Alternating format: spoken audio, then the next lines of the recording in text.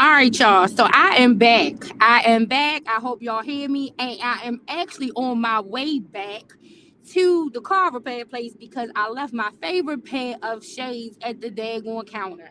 So I gotta go back and get them because I do not want to take the chance of going. Number one, it's like a 45-minute drive. So I do not want to have to come back down here again, even though I can frequently do it, but still I don't want to. And then, like I said, this is my favorite pair, so I gotta go back down there and get them. But so I'm on my way to go get that. So I'm coming back to you guys. I still have not gotten lunch because they did get finished way sooner than what I thought. So I stayed.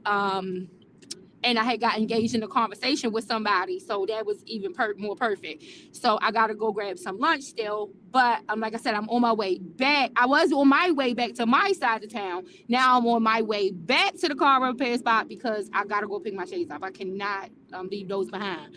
So I wanted to come back to you guys and finish up this conversation I was having with you about Blueface, the mama, and them babies, right? So, I think we left off. Okay, I think we left off where I was talking about my comment in the chat and talking about what he could do, at least as the bare minimum, to show that he is interested in trying to get his rights to his son, right? Because at the end of the day, that's the thing that should really be important. The thing that should really be important is that he is trying. Even if he's not successful, even if he meets some obstacles, nowhere in my comments or my suggestions am I suggesting that what Krishan is doing is okay, right? I'm also not saying that what she's doing is not okay. Because there is another side to the coin where it could be some cause of concern of why she does not per se want the child around them. You know, like I said, they use everything for content. No matter what they say, Krishan does not use that baby as content. He's not being used as content. She has him with her all the time because she's a mother. She has to have him with her. And apparently the efforts that she has made, I guess, to have other people have him in their care have not been successful or have caused more drama and created content around that. And so now I think she is at a point where she's trying to keep him with her and still do what she does publicly, but not necessarily make him the content. When I follow this stuff, I look at it with a slightly different eye than some people do, because some people are just looking for the drama, but I'm looking at everything surrounding it, right? And so when I see Krishan doing her things that she's doing now, she's not taking her son and making her son content for clicks and views and money. That's not what she's doing. Because she has this son with Blueface, and that's a point of controversy. He does become content, but she's not using him for content. She's doing a whole lot of other things to create content outside of using her son for content. But a lot of times her son ends up being content because since he's in her care and people are either overly critical or too people are either overly critical of how she's caring or not caring for him, or people are trying to defend her, like take a hard line in defending her caring for him. That's what makes him content. But she's not taking the baby and making him content. And from what I understand, based on several communications, because I've listened to everybody's side of the story talk about this, whether it was Carlissa, Blueface, Jaden, Krishan, other people around Krishan, other family members. For what I understand, Krishan is not interested in her son being content. And she knows that Blueface and his mother have an issue doing just that, right? And for whatever reason it is that she doesn't want him being content, she doesn't want it. I don't know if it's that she just doesn't. It could be that she just doesn't. It could be that because people keep talking about whatever physical or mental disabilities or delays he may possess, and they keep trying to diagnose and figure it out. She does not want, maybe that's part of the reason. I don't know what the reason is, but she has, according to all of the parties involved, if you listen to everybody's stories and if you listen to what's repeatedly said, she is making it clear that she does not want her son being used in a situation where he is being made content daily, right? And this is a reality. Carlissa and Blueface have an issue not doing that because everything is content to them. Everything. And Blueface gets mad sometimes when Carlissa makes everything content, but he does it the way he wants to and doesn't think he should be reprimanded for it. But then he doesn't think, now, I don't agree with Carlissa and everything she is doing. What I'm saying is he does the same thing. And so both of them have a issue with that. You know, that meeting that took place when Blueface first got out of jail, Krishan did ask if it could not be recorded. Krishan started to record that was honored. And then there was an issue that she was recording, but not that they were recorded. And the issue was because Carlissa wanted to put that shit up on that Sizak channel, this toxic spelled backwards, right? She wanted to put it up on that channel, and Krishan is like, okay, so why is it okay that you get to record and then get to determine what makes it out to the public, but then you don't want me? So essentially, in a way, Krishan was recording that situation to cover herself too. When you have somebody who keeps recording everything, you should. I don't believe in all of that. But if it's being done, then it's only right that both sides do it, because I don't know what you might take and what you might reveal and to cover and spin whatever narrative you want to put out, right? And so that was largely one of a major issue at the time of that situation when Blueface first got out of jail. And so from what I understand, there was another conversation that Krishan had with Carlissa even after that incident took place, and they were trying to arrange for her to be able to spend some time with the child. But then Carlissa started more on her bullshit and shit that she do and say in the public. And I do believe that Krishan is trying to protect her son from some of that if she can. And she doesn't want to give more ammunition. I think that is also have to do with her granting them access, especially with her not being around. And so I'm not saying, when I'm giving the suggestion, I'm not on either side. What I'm saying is that I think that this is a way to try to arbitrarily deal with a situation that is already difficult, where people are already all of these people are complicated and difficult, and in order to try to create the best environment for not just Krishan Jr., but for all of the kids, all of the kids involved.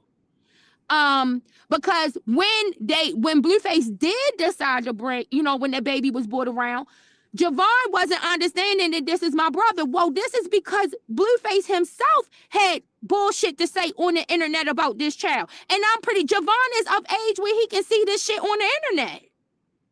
So all of this, my suggestions are to try to create a more stable environment, not to be in favor of either person. But I feel like if Krishan feels like she has valid claims as to why she does not want these people having interactions with the child, she will have her opportunity, if Blueface follows the steps that I suggested, to present that before the judge. And the judge will make decisions and determinations on how things should go, because they are the arbitrator. And so all of my suggestions centered on that, right? Focusing on that. Not saying that neither party is right or wrong. Each of them got their opinions and their thoughts about what they think is going on. But one parent is definitely being denied parent time with the child. So because of that, it is up to that parent to do what they can do in their ability to get parenting time. And in the process of that, other things can be unfolded and uncovered, and then you can let a judge deal with this arbitrarily. Hey, Just V, how you doing, girl? I'm talking about Blueface situation, because if people think I've been ranting and going off about this Rashawn the Landfair book and the way that these content creators have been just reckless, I've been going on this Blueface thing. I'm involved in like this back and forth thread with people that is like this everlasting thread that won't stop, right? So in order to get the background on that, you can go back to the live I did previously, and now I'm picking back up from that. So I'm picking back up because I was making suggestions on what Blueface can do in order to try to get parenting time with his child. And then that would show that at least he's doing the minimum to try to get that time, so that to show that he's interested in getting that time.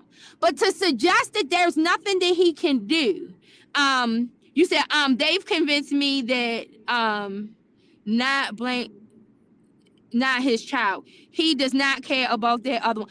Oh my goodness, Just V. Well, okay, at least because I was about to say this. I was about to go to that next. I was trying to make with some of the valid points legally, how he could deal with those obstacles. But then I wanted to talk about the group of people who just keep on talking to me about this not being this man's child, right? At least you are coming up with a rational reason for why you think that, Just V, right? At least you are saying, hey, Tabu. At least you are able to say, okay, his disinterest is making me think that, right? At least that's what you're saying, okay? So I can maybe like kind of go with that.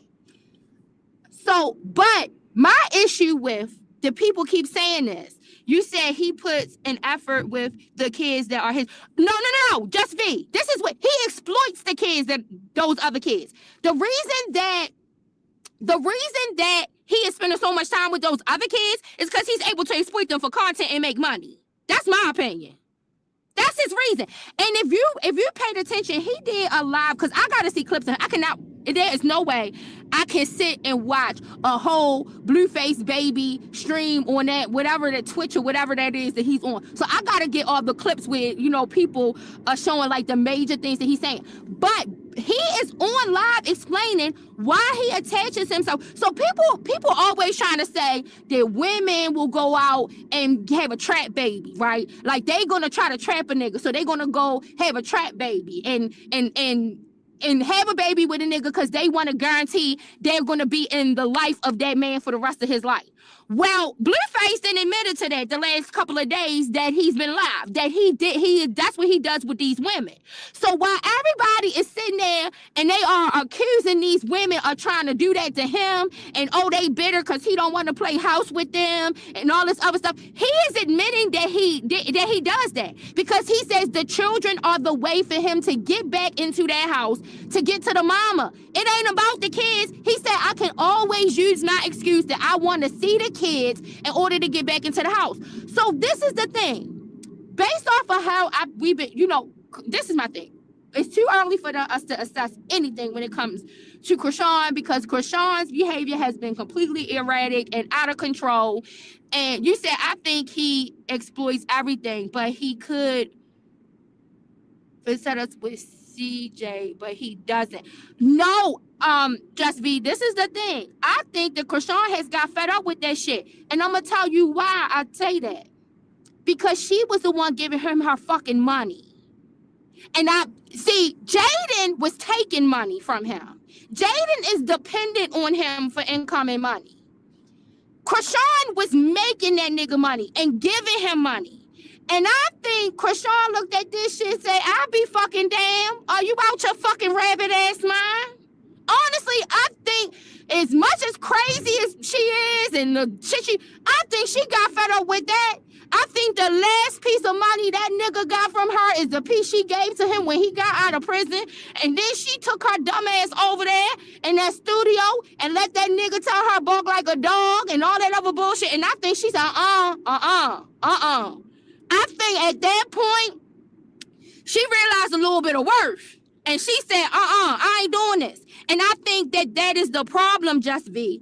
I don't think that she is going to let him exploit that child like he exploits them other kids. And she has been, if you watch her life, she constantly says that. She talks about the stuff that she dislikes that he's done with Javon on live stream.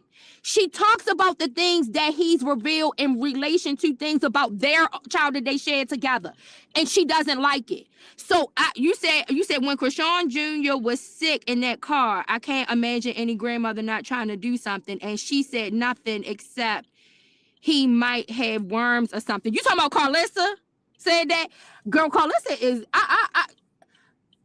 I be trying to have patience with her because sometimes Carlissa be saying, and then she go right back to that crazy shit. I don't know what to do. I don't know. She in a crazy situation with you said she exploits her own child. I think you're giving her way too much. Okay, so this is the thing. I can say this.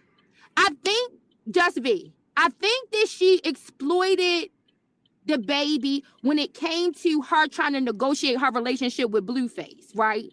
But I do not think she exploits that baby for content. I don't. I think right now, and I'm gonna tell you, because that's why I think she was leaving them with her relatives, right? So let me, because like I said, when I'm looking at something, I look at it different. So you tell me, we can. This is a good conversation. This is a good dialogue. We can have back and forth, right? Both of these people, okay, I agree. I don't disagree with you on that. But I'm trying to deal with this in a piecemeal way where I'm not believing all negative. I want to be able to say be able to have clarity on what I'm seeing, right? Even if you got two clowns, even if you got two crazy ass fucking people, you still assess each thing individually, right?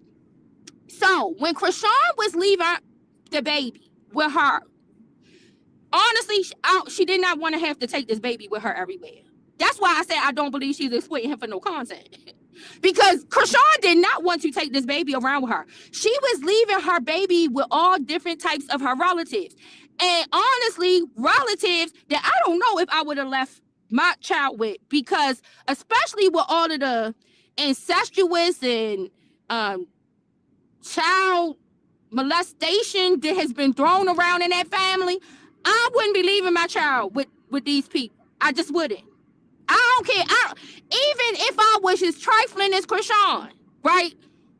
I'm still not gonna be that trifling to be leaving my child with people with all of these allegations and different things been thrown around. You don't know what I mean. I'm not saying they adults that would do that to that child, but if it happened to these adults as children, these adults have children, this might be some family type thing. I'm not leaving my child around like with that. I'm just not doing it. But she was, and so I don't think that she is exploiting her child in a way. There's this exploitation, not in the way that Blueface and Carlissa are attempting to do, though, right? So I don't think she's exploiting him in the way where she wants to exploit him for content. Now, do I think that she might be more willing to exploit him for content if there was not this open speculation on whether he has all these physical and mental delays? Maybe. Maybe if her child did not face the same challenges, did not face the challenges, maybe if her child wasn't facing the challenges that he faces and people trying to diagnose him and stuff like that, maybe she would exploit him for content purposes. You said, so you didn't see her opening fans' gifts with that sick baby and just turned up whatever she was playing to you couldn't hear his okay, so I'm not talking about the sick part and all that other stuff. I think that's her inexperience is apparent. Like her disinterest is apparent, her inexperience. I don't think that's exploiting for content. Okay, so let me try to, I guess, explain what I'm trying to say. When Blueface is putting Journey on the camera cursing like a sailor, that's exploiting for content, in my opinion, right? That's exploiting for content because he knows that it's going to get a rise from the public. And some people I mean, in bad ways. And then when it gets to bad publicity, then you're gonna have people who are staunch Blueface supporters and Jaden supporters who are gonna come at the people like that's what I'm talking about. I think Krishan woman on that live with that sick baby like that. Number one, I don't think she know no fucking better. I don't think she knows better that that baby his legs don't work isn't exploitation. Right, but okay, no. That's neglect, Just B. That's what I'm saying. I'm not saying that there's nothing wrong with the things you're highlighting. What I'm saying is that exploitation and neglect are different to me, right? And I'm looking to see, is the neglect intentional? Is it unintentional because of her lack of experience? There are so many other things you have to do to assess the situation. This girl don't know nothing about taking care of no damn baby. We could tell by the way she was holding the baby. She don't know about taking care of no damn baby. Like, that's her. The way she's holding the baby on camera to me is not exploitation. It's neglect, right?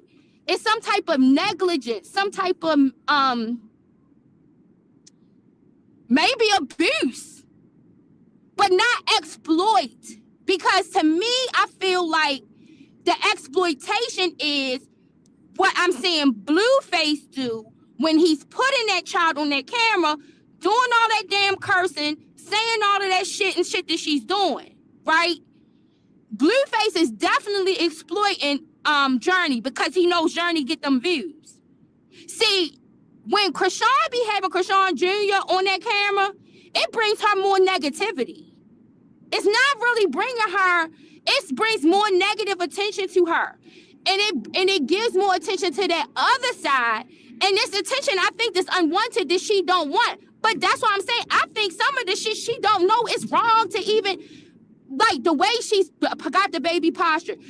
You keep hearing her trying to say that doctor told her that, oh, he just got to wait this out. Okay, now, and this is what I can say when it comes to a baby being sick. Because I done had a baby where I had to deal with a baby who had bronchiolitis, right? When I was a young mother, I was in my 20s. I had a baby who had bronchiolitis. And it is something that takes a long time to get rid of. It is not easily resolved. They got to keep getting breathing treatments. You got to stay on top of all of that stuff. It takes months, sometimes even can take a year to clear up. You will still hear the congestion. I had to take my son to the emergency room one time because of it, right? Because then he started getting a fever. But now I ain't saying everything that Krishan was told was true. I don't know whether it was true or not. What I'm telling you is that I have an experience of dealing with a baby who has bronchiolitis. And if you look up the course of bronchiolitis in an infant, how long it takes to resolve all of this other stuff, she may have some of the information that she's saying may be consistent. I see the consistency with some of the shit that they try to say to me. It's just that me as a parent, this is where I say the negligence comes in and the neglect, right? Because as a parent, when my son was dealing with that, I limited his outward activity, right? I made sure I was staying up on everything they were telling me to do because I had an issue that this was an issue. My son couldn't go spend the night nowhere.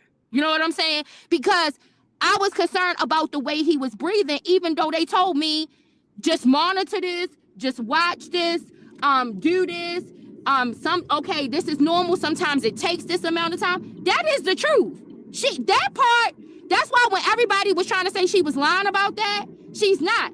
As a matter of fact, after I get off this live, I will post what people look at the normal course of a baby, a child, a toddler dealing with bronchiolitis, right? It can take a long time to resolve. That I believe that people should be concerned about how the baby sound. That's not people should. You should be concerned, right?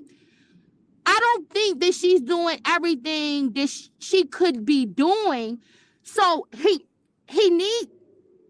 the thing about me, because I'm a healthcare worker, you said kids can die from medical neglect. I don't think what Blueface is doing can kill his kids.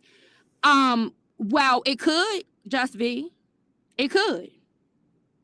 Because I know you don't think, yeah, people can die from medical neglect, but people can die from poor raising too. And what they are doing and how Journey is conducting herself now, and then if they continue to foster that, that can put her in some very volatile situations. I, I, there is a risk assessment to be looked at on both sides. What I'm saying is, I don't think neither one of them is okay. But I'm not. Only thing I'm doing, Just be, is separating what I think is exploitation and neglect. Right? Blueface is exploiting those kids by what he's doing to make money. That I'm calling what I'm seeing, or that my opinion. What Krishan is doing is neglect. And we cannot say whether or not it is medical neglect, because I am telling you, and I'm giving you the honest truth, and I'm a healthcare worker. I have a long history in healthcare. I know, I've been told that about my child that had bronchiolitis. I don't know what Krishan Jr. got. I don't know what he was diagnosed with. I don't know what those people claiming they got some my charts and they done seen all of this shit and all of this stuff. I don't know nothing about none of that stuff. But what I can say is that some of the things that she said on the live that the doctor told her is advice that will come from a doctor. But I think it is accompanied with more advice that she's not following. That's what I can say. Or maybe she is following, but because she's still having that baby out, out the way that he is, she's still trying to meet her business obligations, but she's having to tote the child with her everywhere she goes, because of the stuff that has come up because of different family members that she left with, now she doesn't want to just leave them with none of her family members. I don't like. To me, I would think the responsible thing for her to do, I know she got to make money. See, and this is the thing. She has to find a way to make money. She has to find a way to try to support, right? But I think that the responsible thing to do is to take time to take care of your baby, to try to resolve what he got going on. Like, I don't disagree with that. So it's no dispute. The only dispute between me and you, I'm not going to justify what Blueface is doing. It's equally as horrible. Right? But I think it's a different name. Like I said, I think what Krishan is doing, like you said, might be some type of neglect. Can we say it's medical neglect? No, because we wasn't in the room with her when the doctor gave her the care instructions. But I can say that some of the care instructions that she did share are care instructions. I just think it came with some more things that either maybe she is doing or isn't doing, and then they might not be working as successful if she is doing them because of her lifestyle, how she's still being out here and doing like that. I agree with the people when they said that baby need to be getting the proper rest. He needs to be eating the proper things, doing like all of that. He needs some occupational therapy. He needs some early intervention services, speech therapy. I agree with all of that. You said I think they are both distinct without differences. All of these people are no good.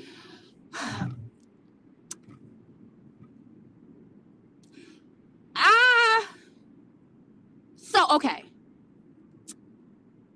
I think,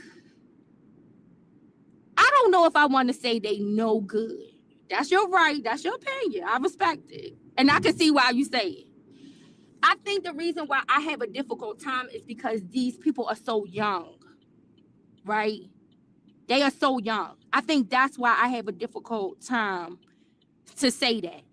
And then I think that because we are seeing like the display of some of the mature, quote unquote, mature adults in their life publicly, and the type of raising or lack thereof that they've experienced, I think that's what makes me a little bit more hesitant. Well, what good are they? They might be good for nothing right now, Just be, but I don't know if I'm ready to say they not good. They no good, right? They might be good for nothing right now. I can say that, right? I wanna, but I can look at what I know of Krishan's upbringing, right? What I'm seeing Carlissa publicly show us and tell us and all of this stuff, I can understand maybe how these two people are how they are. And I think I got some hope that maybe there's something that can happen to help them out, a way out, right? I mean, you tell me I'm listening. I said, Just be, I think I can agree with they good for nothing right now. But I don't know if I'm ready to go cancel and put on the no good, right? To me, I think that's more permanent. That is a more permanent state than for me to say good for nothing. So I can meet you halfway with good for nothing. Right now, these two people are good for nothing. Right? I think is that good enough? Is that a good enough middle ground where I can meet you? Like, but I wanna hope that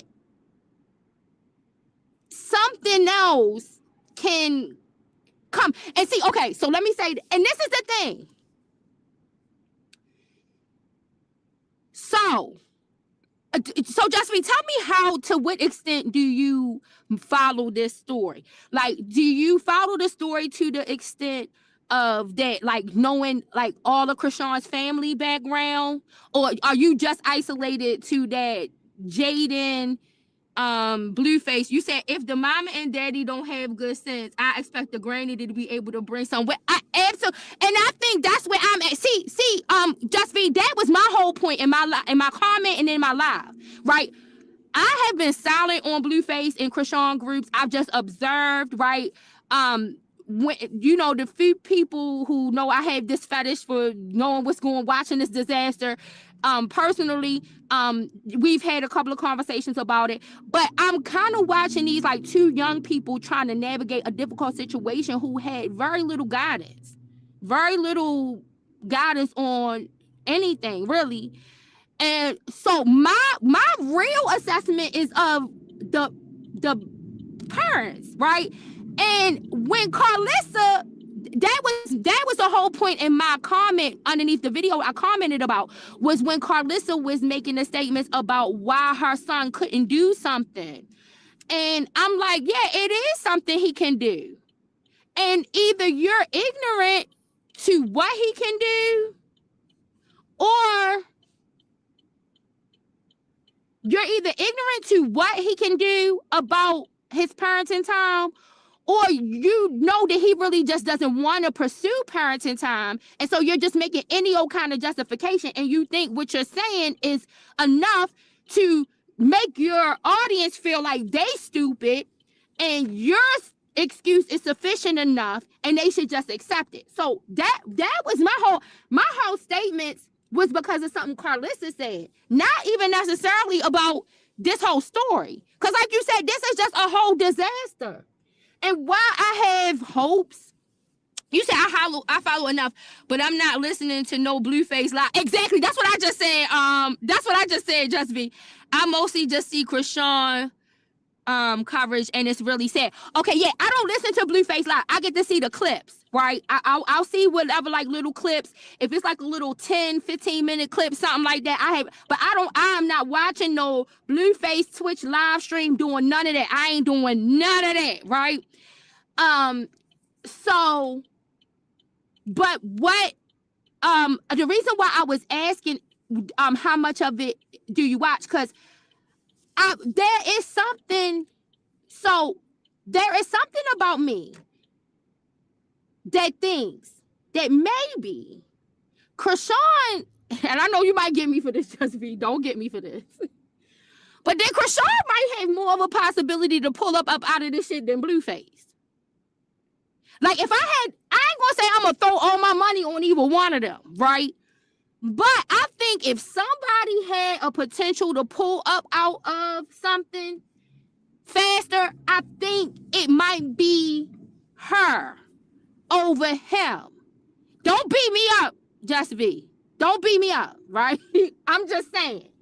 And the reason why I say that is because, like, Blueface has too many people in his real life who enable the type of behavior.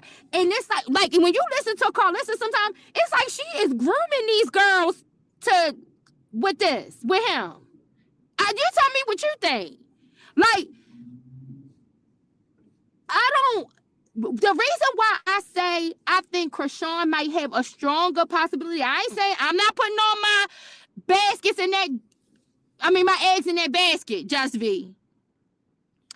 I'm just saying, I think that if somebody forced me to put my eggs, like 2 eggs in a basket, I might throw 2 of my Easter eggs in that basket. I just might. In Chrisean's side, to say she might have more of a potential to come up out of it. And the reason I say it is because she does have that child. And if I am seeing, okay, from the time the child was born and how we know she was leaving the child behind, right? Initially, with people just leaving them, right? And then I'm watching the progression now. I think now okay, you want me to give you my real assessment? So I believe that there is some type of physical, maybe mental disabilities with the baby, right? I don't think it's nothing that cannot be corrected if he's getting the right services. Like I said, there are a lot of early intervention and prevention services that he can get, and then people probably won't even know that he had those issues. I don't know if she's now getting him those things or not. I don't know. But I know that they are available, right? And so I do think that he does deal with something. And I think that part of that might be part of, like, once he had gotten out of that infant stage, because when he was an infant, it was a little bit more difficult to tell, like, the disabilities, right? People were speculating, but now that he's getting older and there's certain milestones he should be meeting and different things, I think that people are more prone to see it. And so I honestly I think that's why she was leaving him with family members and trying to leave him off of the camera initially, because I think that she did not want people to see that, right? I think once she realized that people started to see it, and because she comes from a place of dysfunction and a family full of dysfunctional people, some of the stuff she might not have saw anything wrong with developmentally, but then once the public started to acknowledge they were seeing it, I think she became ashamed about it. And I think that's why she was leaving that baby just places so that it was no public appearance being made, or limited public appearance. And then when people would get a sight of him, then, and start all of this controversy, then that's when she would start to crash out, right? This is my opinion. You tell me what you think, right? She would start to crash out because I think she comes from a place where there's a lot of dysfunction and where several situations deal with physical and mental issues. And so she might not have necessarily realized that other people was able to see it, but I think that once people started to notice, right, this and what making it public, I think she got ashamed because she didn't expect to have a baby that would have these issues. And so I think she kind of wanted to kind of like put him in hiding. And so that's why Tareen, the sister, outside of Tessa, because that's what makes me a little bit sad about the situation with her and Tareen, right? Because I think the most stable people for her is Tareen and Tessa. Even though they be having their own shit, they be doing that shit. Let me tell you, Tessa, that's a hustler. Tessa, that's a gangster, okay? But when it comes to them having I think they've matured to a place where the two of them can really help her in her situation. And you say she's ashamed because she was drinking while pregnant, but she may not have caused exactly. But I think that she has some I think she does have some remorse about that. And then sometimes just be is a mom.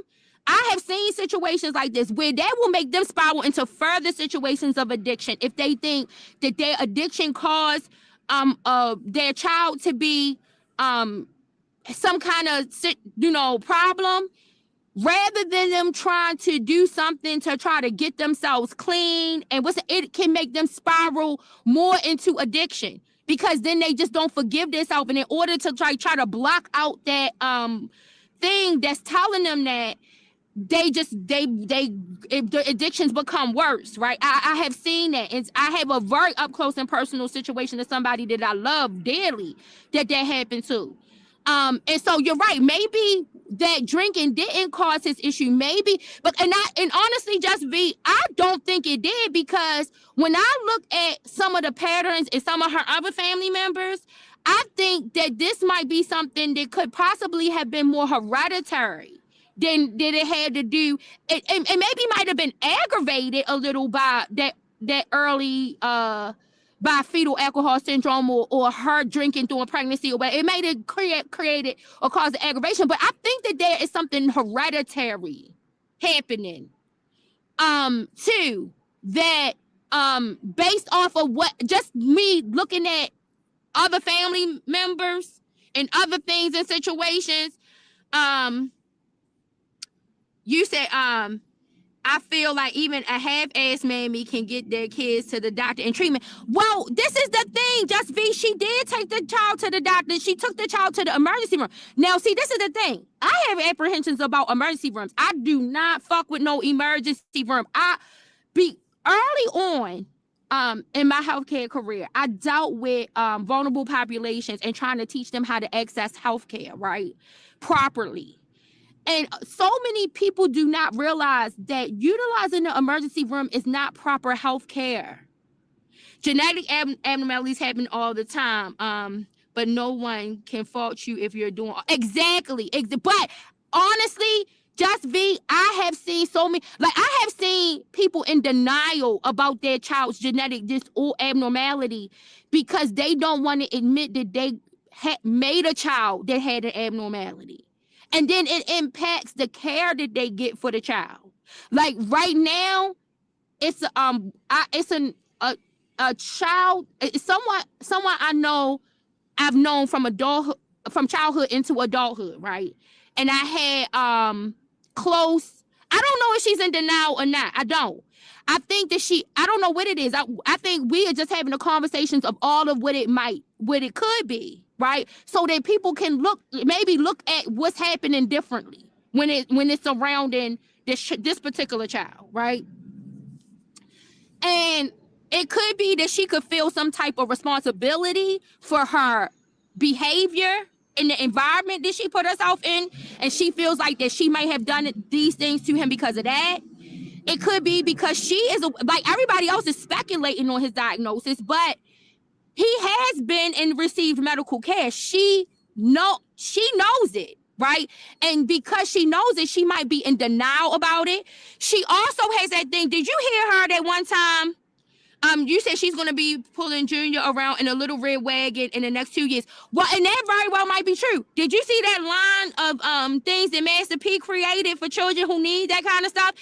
And there is ways to try to embrace what is happening, knowing this. But when you feel like you've done something to contribute to the problem, Just be, sometimes I think that is the obstacle that some of these people face. Like if you feel like you've done something to cause this vulnerable human that you brought into the world to be like this, sometimes you cannot deal with that noise in your head every day. And that could be part of what she has gone through and is going through. And then to be in the public because she like really has no choice. The expectation for her to try to go get a real job to support herself. Well, how can we really do that with the way that social media like follow her? It's so many things. You know what I'm saying? You said, yeah, I saw that. And this, oh, wait a minute, hold on. Yeah, I saw that. And this ability moms get views. Exactly. That's what I'm saying. This is a way it could, but I think So did you see the time when she was talking about, because remember when the lady sent her the book of the child with the disability, like child book or whatever, and she got so upset, and then afterwards she came back to talk again, and she said, I'm just saying, like, that's fine if that's what's going on with your child, and and I'm not saying anything's wrong with it, but I trust God. Like, that's a factor too. That's another factor, right? um another factor is that she feel somehow whatever is going on with the baby, I think she thinks that if she just prays hard enough, if she gives enough money to the church, if she does this and this and this, then God is going to get rid of all of it. You said you didn't already. Okay, good, Jesse. So we go. Then that means we are not as far apart from each other on this. See, I thought we can agree with a lot, because she didn't. This is it. Outside of Blueface, outside of the money that she has just given away to Blueface, right? She has given. I think that church and Blueface is toe to toe. She done given a lot of her money to that damn church. You said, those people at the church told her.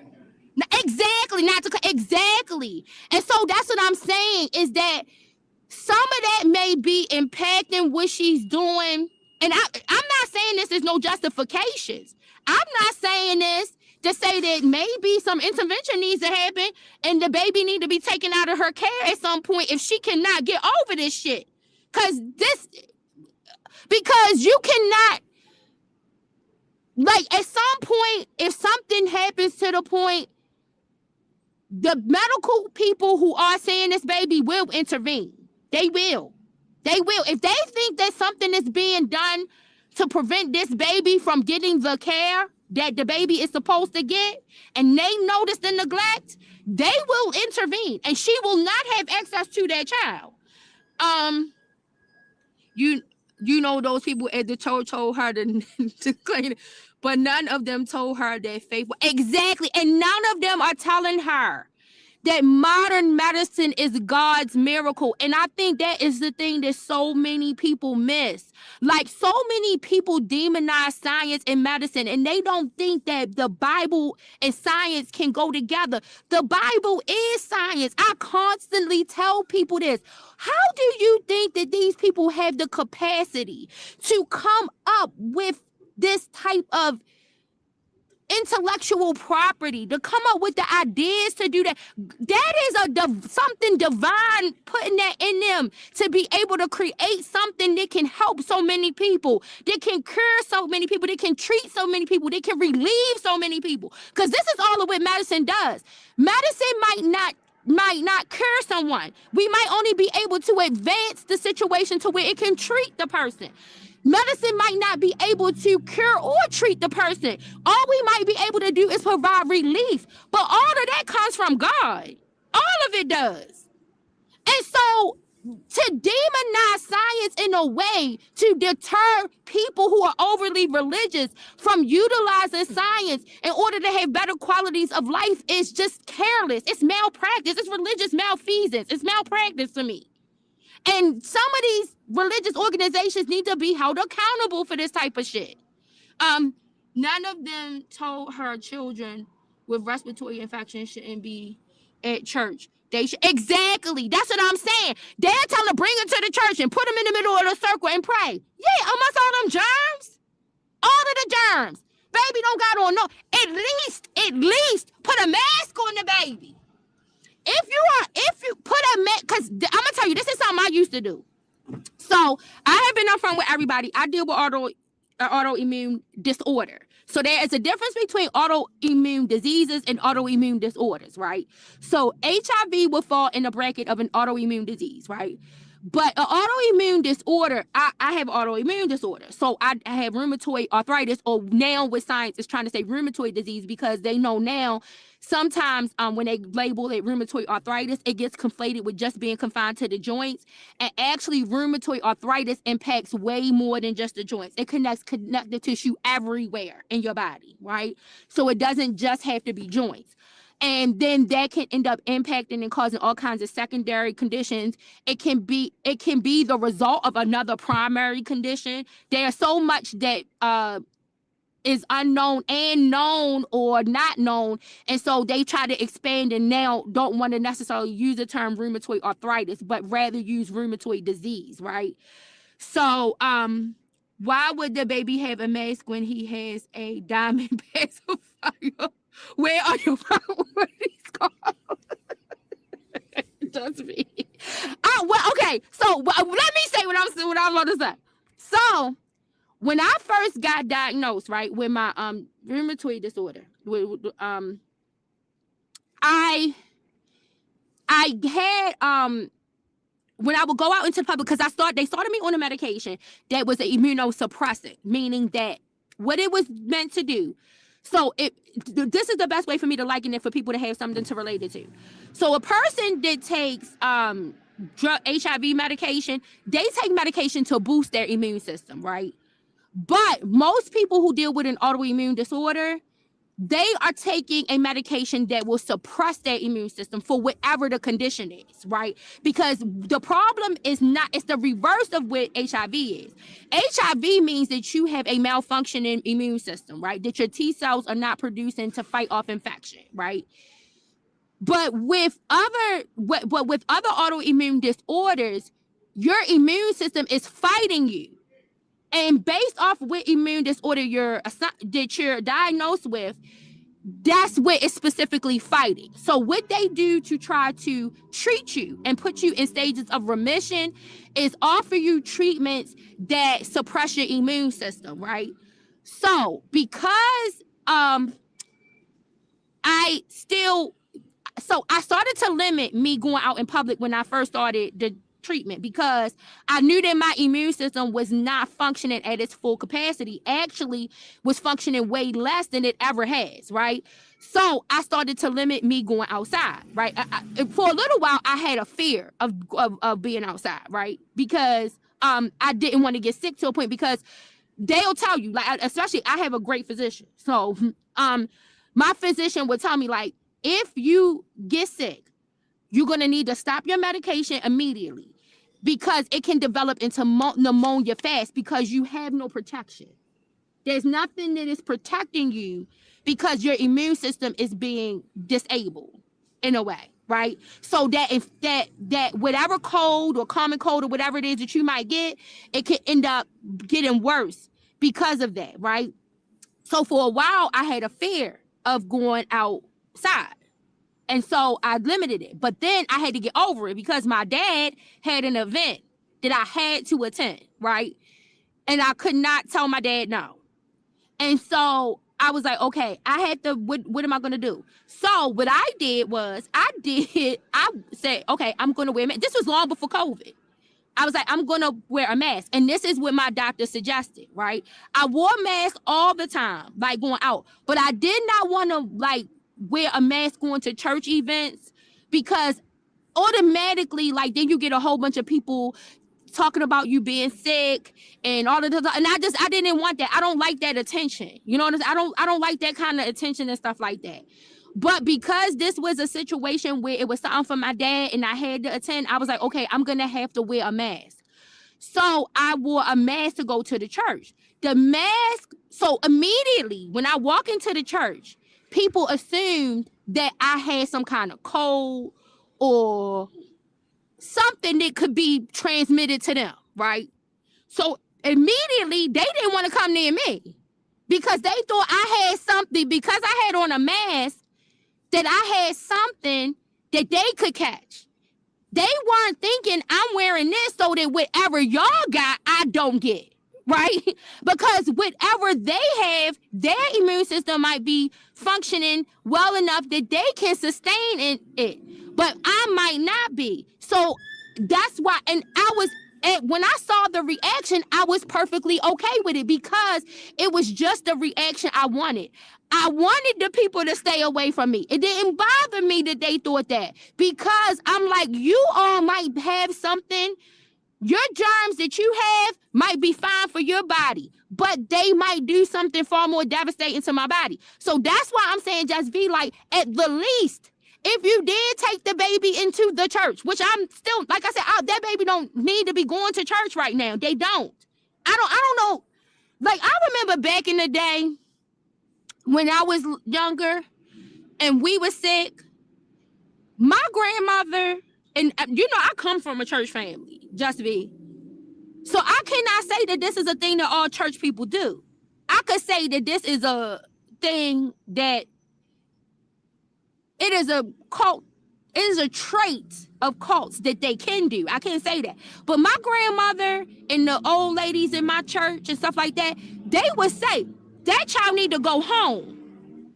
Sometimes one of them might be willing to stay home with one of us so that the parent could still attend and the child be at home getting what they need, and they be there nursing the child. You know what I'm saying? Like, I've had that. I've had situations where, if for whatever reason, because of for whatever capacity my parents may have had at the church, and I may have been sick with something that I didn't need to be at church, that my godmother, who was the deaconess, stayed home with me. My grandmother, who was the first lady and who was the director of Christian education, stayed home with me.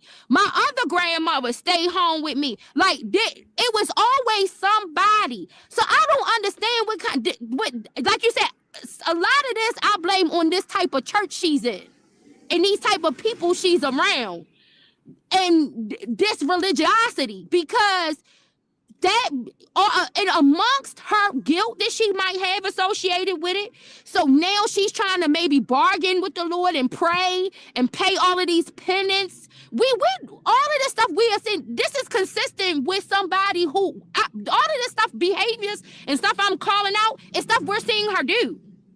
So I can believe that it has some correlation to it. You know what I'm saying? Like, I can believe that these are some things that might be going through her mind. And you said, I'm just curious whose house she's been at.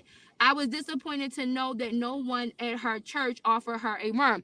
So, just be, I think for a little bit of the time, she was over there with the Malones. So remember, so the Malones, so her birth last name is Malone, right? But she also, her track coach from when they had taken her in, right? And basically like adopted her, but didn't adopt her, but basically like did, right? Took her into their home and they cared for her for a lot.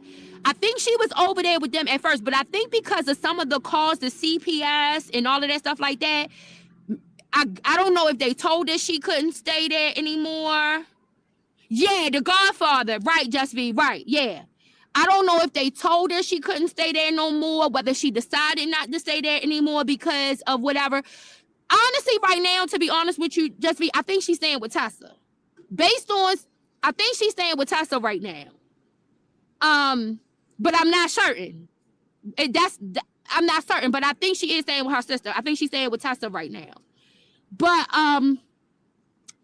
you're right, like all the money that she's given to that church, it is somewhat disturbing that they have not made a place for her, right? Somewhere that she can have some kind of safe haven at, I'm talking about the room with the white bedding. You think that's Tessa's? I'm not sure. I gotta go back and look at that one. Okay, so I'm talking about like some of the other things I seen her post, not like when she actually like goes to go live, but like some of the other things, it makes me believe that she's staying with Tessa. But I think Tessa don't want people to know she's staying with Tessa, and for multiple, I mean, that's to be understood. Because like I said, I think that was the case with the Malones when the people was calling the CPS and stuff over there and stuff and calling the news and all of that. Like, I think nobody wants that like brought to their house. So I don't, like I said, I don't know if the Godfather, if the Malones, if they told her she couldn't stay there, if she just felt like, listen, this is no longer safe. I don't want to put y'all through this. You said it's the room where she was opening the gifts. I haven't seen anything recently. Yeah, I've seen some other things where it makes me inclined to believe that she's staying with Tessa right now. But it might not be that she's staying with Tessa. She just might be with Tessa a whole lot, which she is. Yeah, they called the news. Just be Sean Davy Wade called the news. Just be Sean Davy Wade called the Baltimore news on YouTube on his live. Yes. So that's what I'm saying. Like, so some of the places where I think some people might be, you in Baltimore, how many rooms are at your house? Well, it's different. Like, okay, so that's what people don't. So I live in Baltimore County, and the districts are divided up like different. I didn't went through neighborhoods. At my house currently, in my condo, I have 2 bedrooms, but that's how I downsized that way. And it was primarily because it's easier for me to like negotiate and maneuver, right? Because I do have some issues with, not major like I did, but I had some issues with my RA with mobility, and so for purposes of like me bringing in growth, just me being able to stay self-sufficient, right? But there are people. I could take you to some houses, this mansions. It's country clubs out where I live at. Like, so the thing is that I don't know where Tessa's, I bet not see you on the news. No, not me on the news. I'm talking about, they called the news on Krishan, Just B. They called the news on Krishan. Sean Davy Wade called the Baltimore news on Krishan. So, and so I think then that caused like unwanted like contacts from people. And so, like I said, I think most people, when you try to help somebody out, you might be willing to help them, but when it generates that type of noise around your home, then you might say, I don't know if I can continue to do this, or I really want to help you, but I don't know if I can. And so, like I said, I don't know for sure if she's staying with Tessa, but I have feeling to believe that she is, but I will understand why they wouldn't want people to know it. Yeah, exactly. I get it. Just be like, sometimes you laugh to keep from crying. Sometimes you laugh because the idea is so insane and crazy. Like, so yeah, I don't take no offense to people laughing about certain things. But yeah, it's that's where I think she might be staying at. And this is the reason why I said that I think that Krishan, if I had, I'm not putting all 18, because when I buy cartons of eggs, I either buy 18 or 24. I normally don't buy more than 18 or 24 because I know I'm not going to consume more than that in a month. And I ain't one of them. I be thinking eggs. I be worried about. I don't like stuff sitting in my refrigerator no long eggs like that. I don't care. I don't know. Maybe they would be okay or not. I don't know. But I'm saying that to say, I'm not going to put all 18 or 24 of my eggs in neither Blueface nor Krishan's basket. I'm not even willing to put 10 eggs in either one of their baskets, or 5. But if I had 2 eggs that they told me that I had to put in somebody's basket, where I think that they might have some way of being pulled out of whatever this is going on, I would give it to Krishan. I would. And I think it's because I think that baby could be the catalyst for it in the end. I think that over time, I have seen her care more about her baby than I did in the beginning. I know to some people it doesn't look like it, but I think I have seen that. I think what we are seeing happen is a young mother that don't know shit about raising a child, that don't know if she should press an issue when it comes to something medically or not, that doesn't know how aggressive to be medically with people who are supposed to know the right thing to do with the child. Like, I know for my daughter is a hypochondriac. She panics, right? So anything, my daughter didn't call me one night because she called the ambulance because my granddaughter was breathing crazy. And right, and I'm looking at her like, girl, are you crazy? You called the fucking ambulance? Yeah, she called the ambulance. My daughter called the ambulance because Shuggy was breathing weird. And she called the ambulance to come. And my daughter has called that ambulance several times. She is not going to be satisfied until she get a big, huge ass fucking bill for misusing the ambulance, because at some point the insurance company will say they're not paying for that shit when you keep doing that. But my daughter will do that, right? So you have like these girls that are in their 20s who just became moms, who they don't know how much to trust the doctor, and then some of them don't trust the doctor at all. You know what I'm saying, right? Like they in between this, I don't know, period. You know, okay, well, the doctor told me to do this, so I'm only doing what the doctor told me. And then you have others saying that doctor don't know what they doing, and they taking that baby to a different doctor every day. You know what I'm saying? Because they feel like something is not right and something is wrong. You know, and so I think when it comes to, because I deal so much with young people, just be in that, and I've dealt with young people in that area, I think that's why I'm able to give some type of grace to her. Do I think some of what she's doing is presented as being neglectful? Yes. Do I think some of what she's doing is actual neglect? Yes. Do some of it, I think some of it is unintentional? Yes. I think that she is a young mother trying to figure out. What I do think that I have seen from her, that from the time that baby was born to now, is I see her developing a little more care for her child. I see a little more of a bond with that child than what I think I saw at the beginning when she realized something might be wrong with him.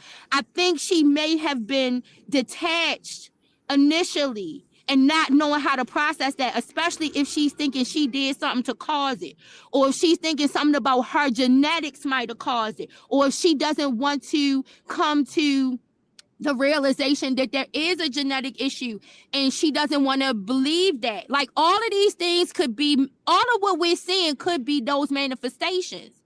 And so that is the kind of grace I want to give her, and watch a little bit more just to see. I am not ruling out the fact that maybe it's intentional neglect and all of this is intentional. But I think I'm willing to give a little bit more grace because I've seen different reactions in different scenarios, and I've seen like some people do what she say, well, the doctor told me this, and how y'all all trying to tell me you ain't the doctor? You know what I'm saying? And then I've seen somebody say the doctor don't know what they talking about, and I'm taking them to another doctor. And then the next thing you know, they had doctor after doctor after doctor. And then we see a case like that goddamn what's that girl on that Hulu thing?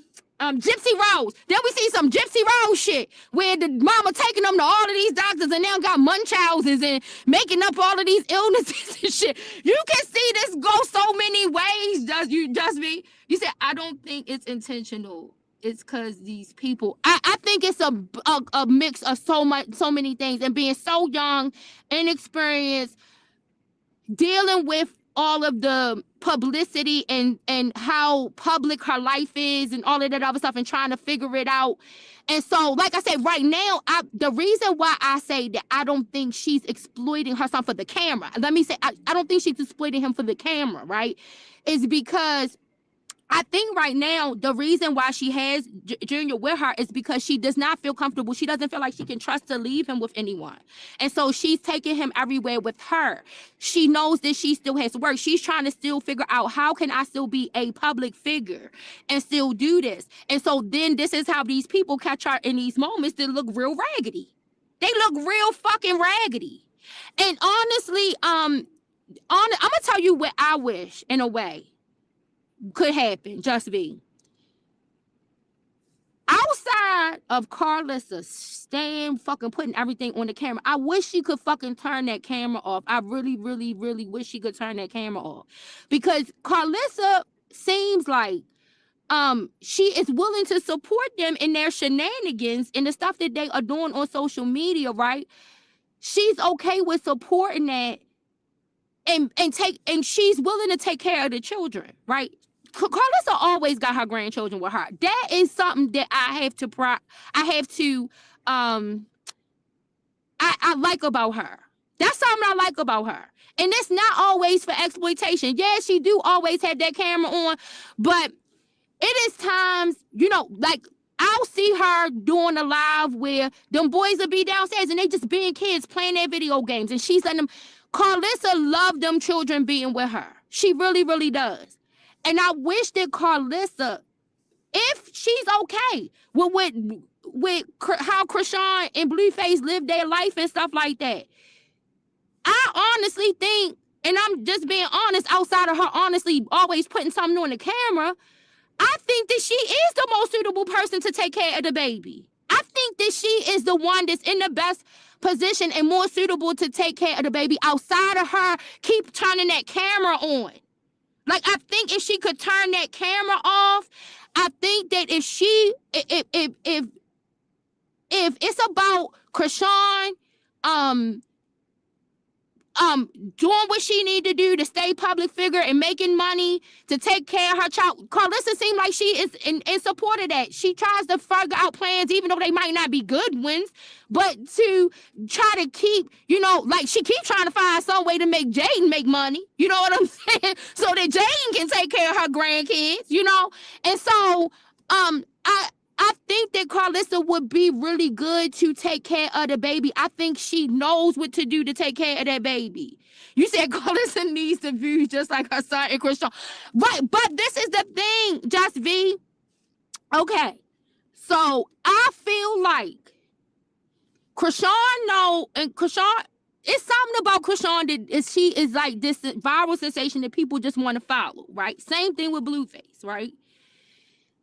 I feel like if I don't agree with everything they do, I don't like everything they do, none of that shit. I don't like how the children are put into this. I don't like how then when they start with these battles back and forth with each other and knowing these children are going to become of age where they can see this. I don't like none of that. But if that's what's going to happen and be done, some kind of way, Jaden, Krishan, Blueface, and now the added one, Nevaeh, they need to find some way to support Carlissa in taking care of these kids, because Carlissa does know how to take care of these children, Just V. She does. She's the one at the games, and she's not filming when she's going to Carter games because Callie don't want her doing that, and she is respectful of that. You know what I'm saying? So I feel like when it comes to who can provide some stability so that Krishan Jr. can get the services that he needs, I do feel like Carlissa is the best person. Even though sometimes the shit she do is say, I fucking want to strangle her. Like, I feel like that she would be the person that Krishan, let me say this. I feel like, because if I was Krishan, I would not be able to trust my family members having my baby, knowing, like I said, the incestuous things that has happened, with her family line and how that might manifest again and all of that.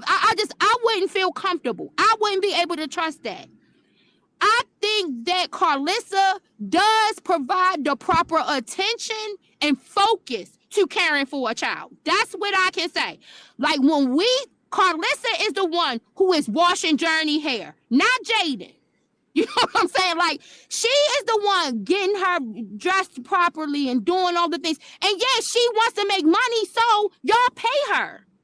Pay her to care for your children while y'all are making money how y'all need to make the money. Like, I think that's how I feel. What you think about that?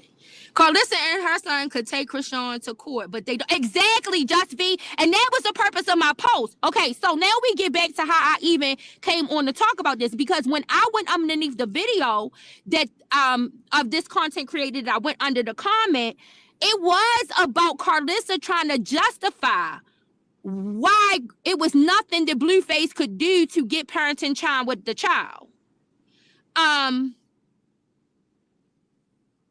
Yeah, you say all of these people are, and that's very well possible. But this my whole thing. Just be. If they are pretending, it's still a bad display to pretend. This is still a bad pretend display.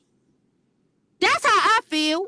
Like it could be more. Like if it's all about generating content, generating views, go have some court battles. Go do this. Go like it's a whole lot more shit they could do. Like this is a poor display of pretending. I think even like I don't get it. I don't get it. But the whole point in me commenting, having anything to say about the situation is because of Carlissa's excuse and justification for why Blueface doesn't have parenting time.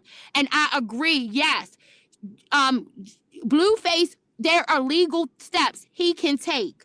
You see, no, I don't think. Okay, let me say this. I think Carlissa do be a little ashamed sometimes.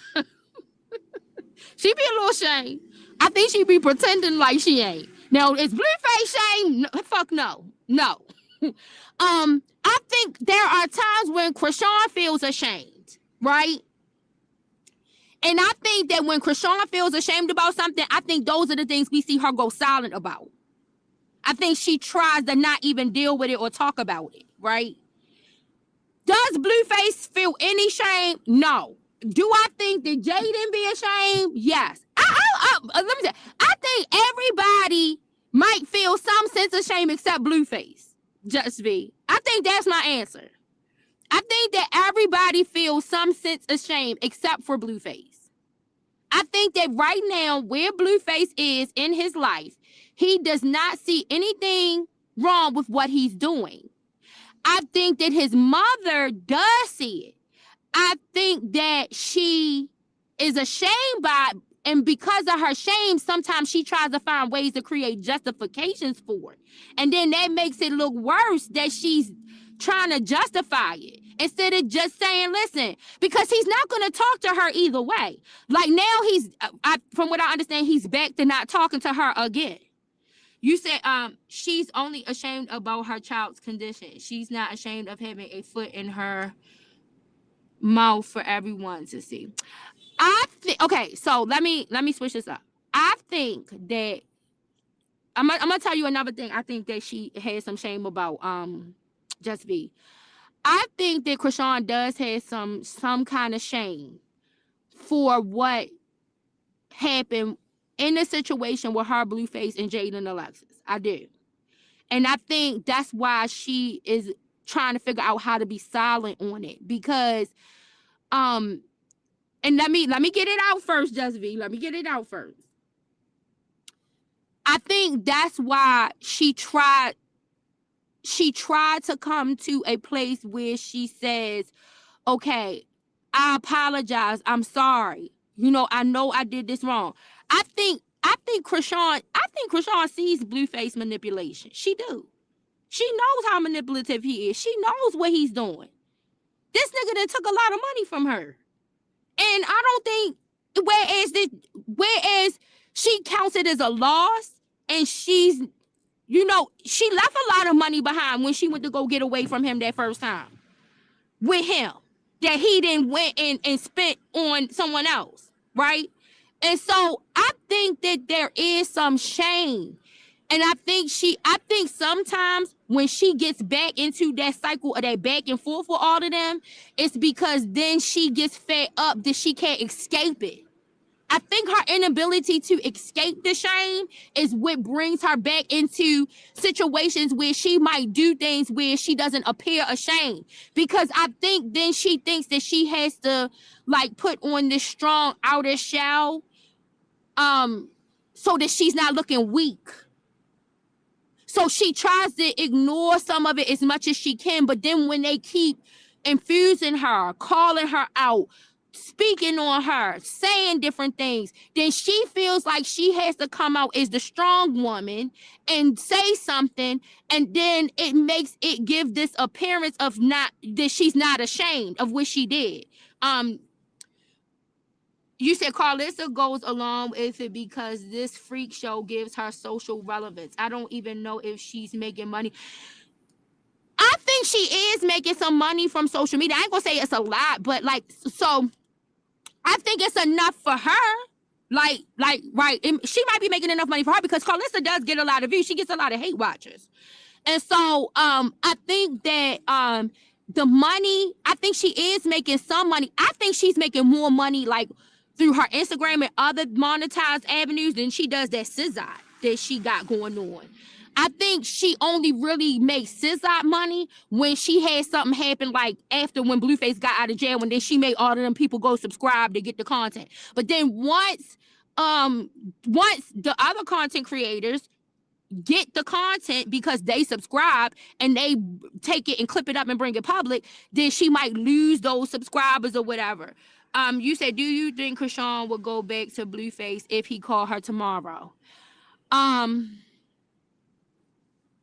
Yes. And I'm gonna tell you why. Because I think that Krishan is still maybe in a vulnerable state when it comes to Blueface, where if he told her the right things, then she might believe it, even though we know it's not believable. And I think that I don't think she's outside of that window. I think that she is closer than any of them to being outside of that window of opportunity for that to happen. But I don't think she's outside of the window completely. I think she is still in that window. I think it would be a lot of hesitations. I don't think she's going back, giving him all control of all of her money and all of those things like she had before. But I think that if he was to provide her with the right setup and say the right things, I think she might be prone to go back. But I told you, Just be, I felt that same way about Cassie on that stand talking about Diddy. I felt like she would take his ass back, right? I must go here and say this. It's a part of me where I feel like Rashona would be willing to take RSK back. I don't think they're outside of that window yet, just because of how I'm hearing, like some of the stuff, residual stuff I hear. I don't think they're outside of the window. I think they are on a road to being out of that window of opportunity. But I don't think none of those women that I just discussed are out of that window. And that's my honest opinion. I think that if they were told the right things, that they could be easily goaded back into those situations. And I think it would take much more effort. The level of manipulation would need to be much more sophisticated and upgraded a little more. But I think that it's the potential is there. And like I said, I think that at some point we will see the women that I named be outside of that window. How long that would take, I don't know. But I think all three of those women I just mentioned, I think they are still within that window of opportunity. I wouldn't exclude any of them from that. So yeah, I do think that she would.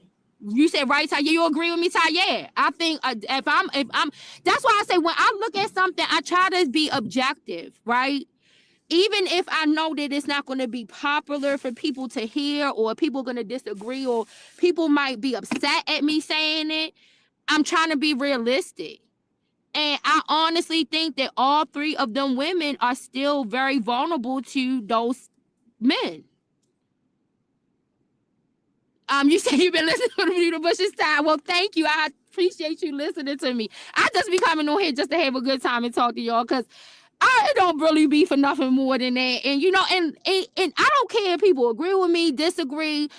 I think what bothers me is the level of hostility stuff, reaches and stuff like that. Like, that's the stuff that bothers me the most. And I think we could have better conversations and realer conversations if people would just be real and dismantle all of the fuckery and all of the fakeness of the situation. It just don't. Then that's what causes all of this tension back and forth, and then it gets personal and all of that other stuff. I'm not into none of that. I just be wanting to come on here and talk about a topic, what I think, hear what other people think, because a lot of times it can change my perspective. Like, it's stuff that Just V have said during this conversation that, yeah, I gotta admit to it. You know, even though I have my own opinions about it, that's why I say I could meet Just V halfway point and say they good for nothing right now. I don't want to say no good because I feel like then I'm just throwing them to the wolves. Like there's no hope. Like like you wolf meat at this point.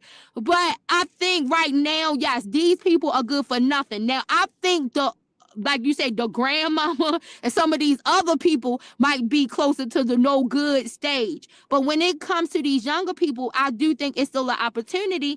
But if you've only seen this type of foundation from these, I mean, we are clearly seeing what we are seeing some of the manifestations of what happened with them as children now on in public, and then those same people who were responsible for their upbringing are still doing it now in the public. So it's without question that, you know, this has some of what they are doing has to do with that they're raising.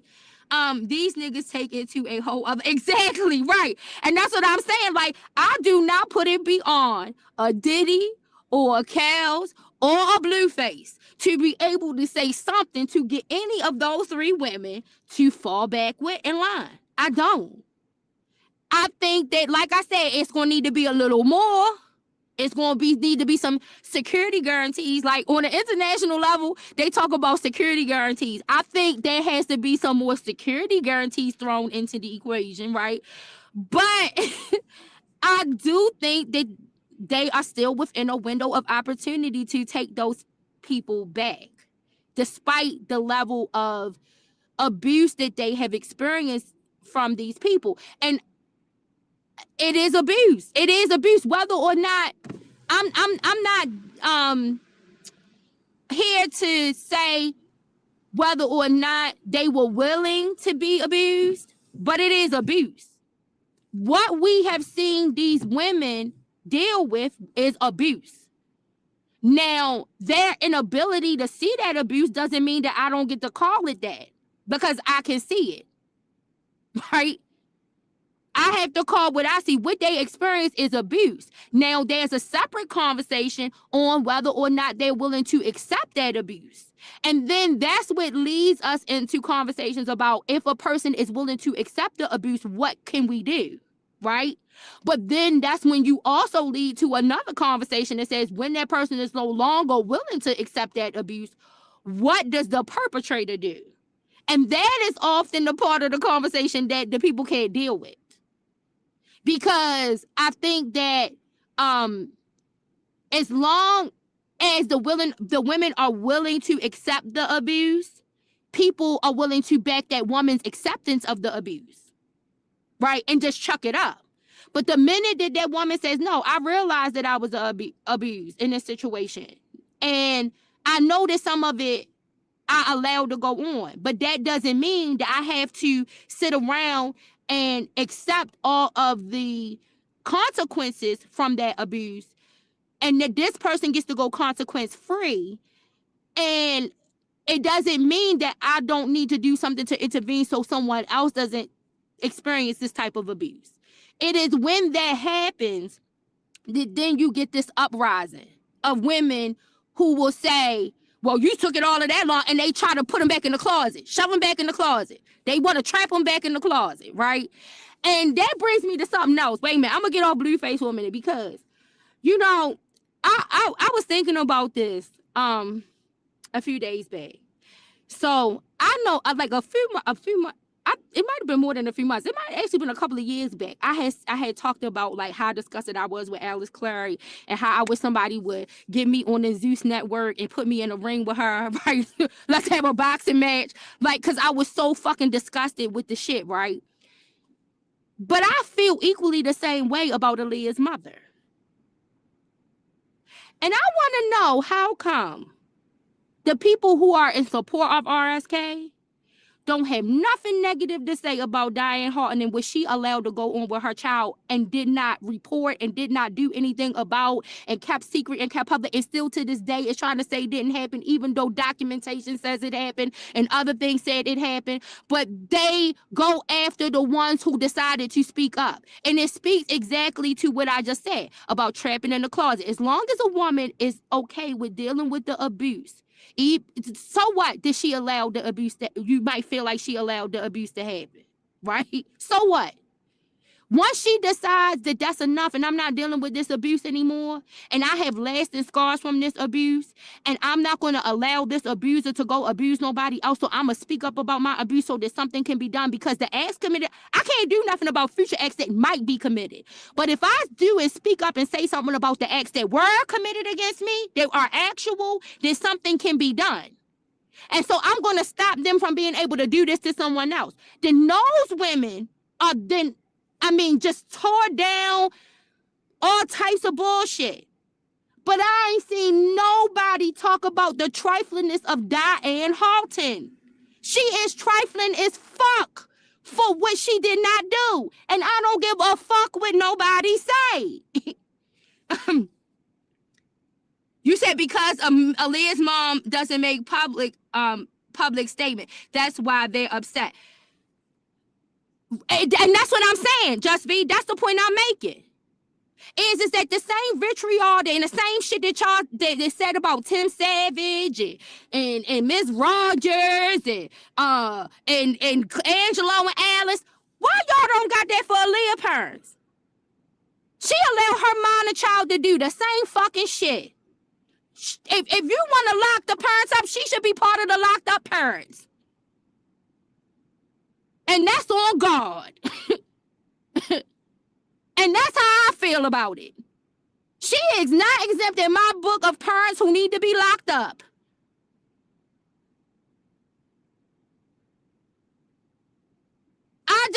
That's, you said they still say the marriage certificates. Tom, I don't give a damn what they said. We know that marriage certificate ain't no fucking fake. It was already litigated in the court. These people can keep going back and forth. That is just so they can reconcile within themselves, justifying still what they justify, whatever it is that they justify. That's the only reason why they do that shit.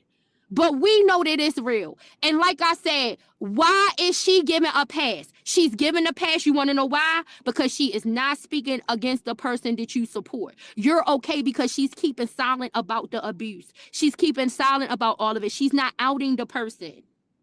That's why you're okay. And you will be equally okay with all of these other women's parents if they did the same thing. And this is why you have these types of things happening to children in the world. Because not just because you got the parents who don't speak up and say something, but because you got all the people around trying to silence the parents who would speak up, and what they will do and say to the parents who do speak up and say something. That's when I say that this is about a community thing, that's what I mean. Everybody has some level of accountability. And this is the level of accountability I'm talking about. You said, I don't know if Aaliyah's mom knew before the marriage, but after the sex tapes, everyone knew. And I mean everyone. Just be, there are people who keep making statements saying that this girl was running away to go be with that man. Even before her record came out. I think they knew. I don't think that they thought that maybe it would get to the point of her going to go marry the man. But then once you did all of the backroom things in order to make sure that you were going to financially benefit from what happened to your child, that didn't help nobody else. And now all of these years later, right? All of these years later, after you saw all of this stuff happen, you still lying? You still won't admit?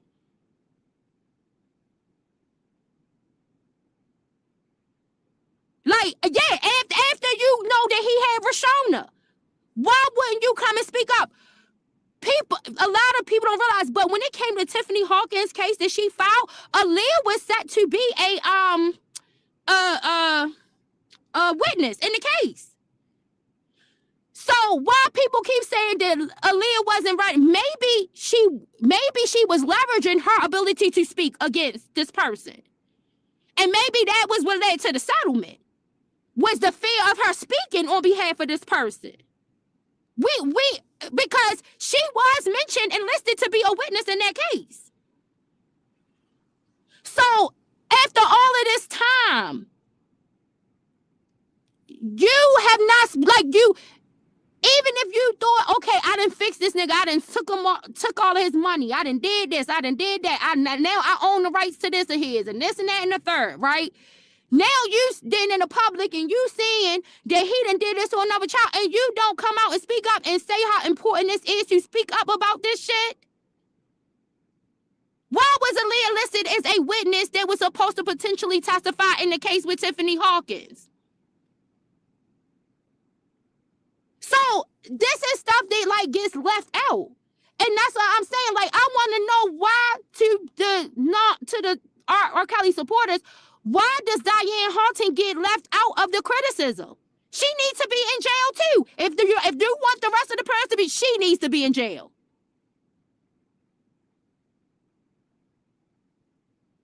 Because what she allowed, that allowed a long line of this shit to go on. And also helped to embolden to think that they could continue to get away. If you could buy somebody who was on a road to stardom that Aaliyah was on, well, these neighborhood girls is easy to buy. Their parents are easy to buy.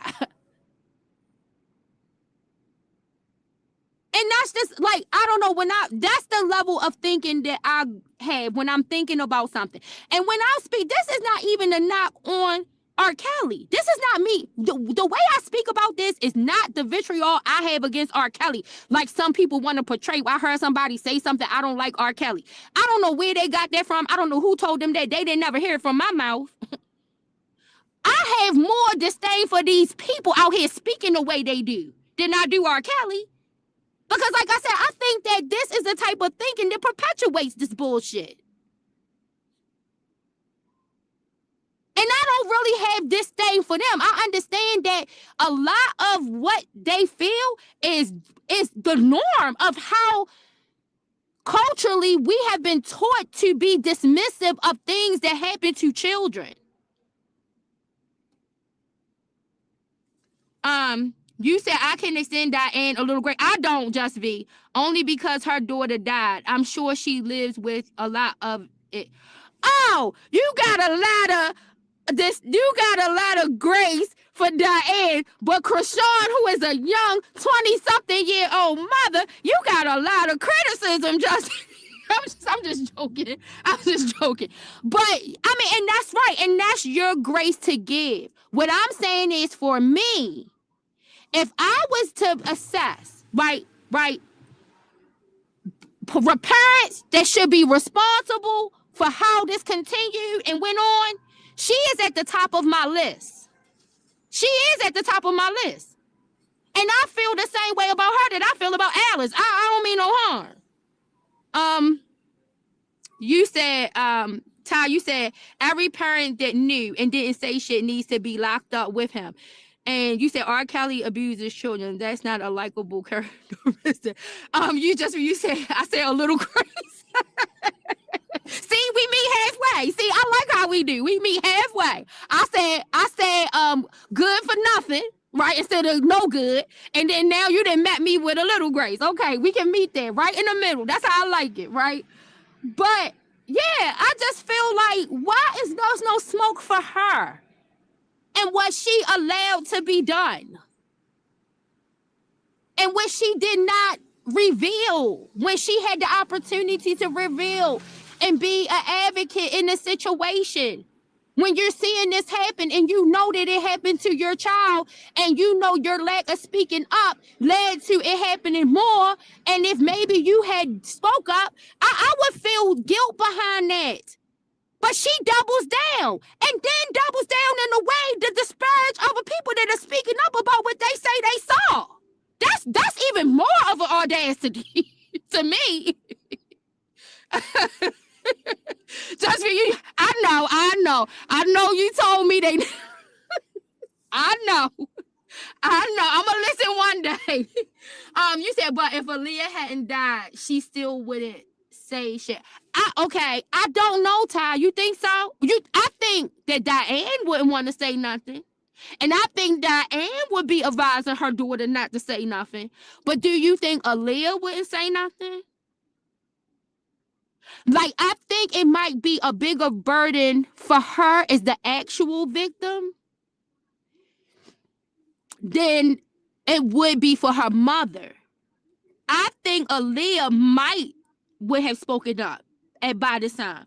You said I like to think that if she were alive, we wouldn't need exactly just V. Yeah, that's my sentiment. I respect her. Maybe, and because the thing is that I think what we could tell from Aaliyah is that she was heavily influenced by what her mother thought. What her mother felt was the best trajectory for her career. And so it is very well possible that we may have still seen her to this day saying this is not what happened.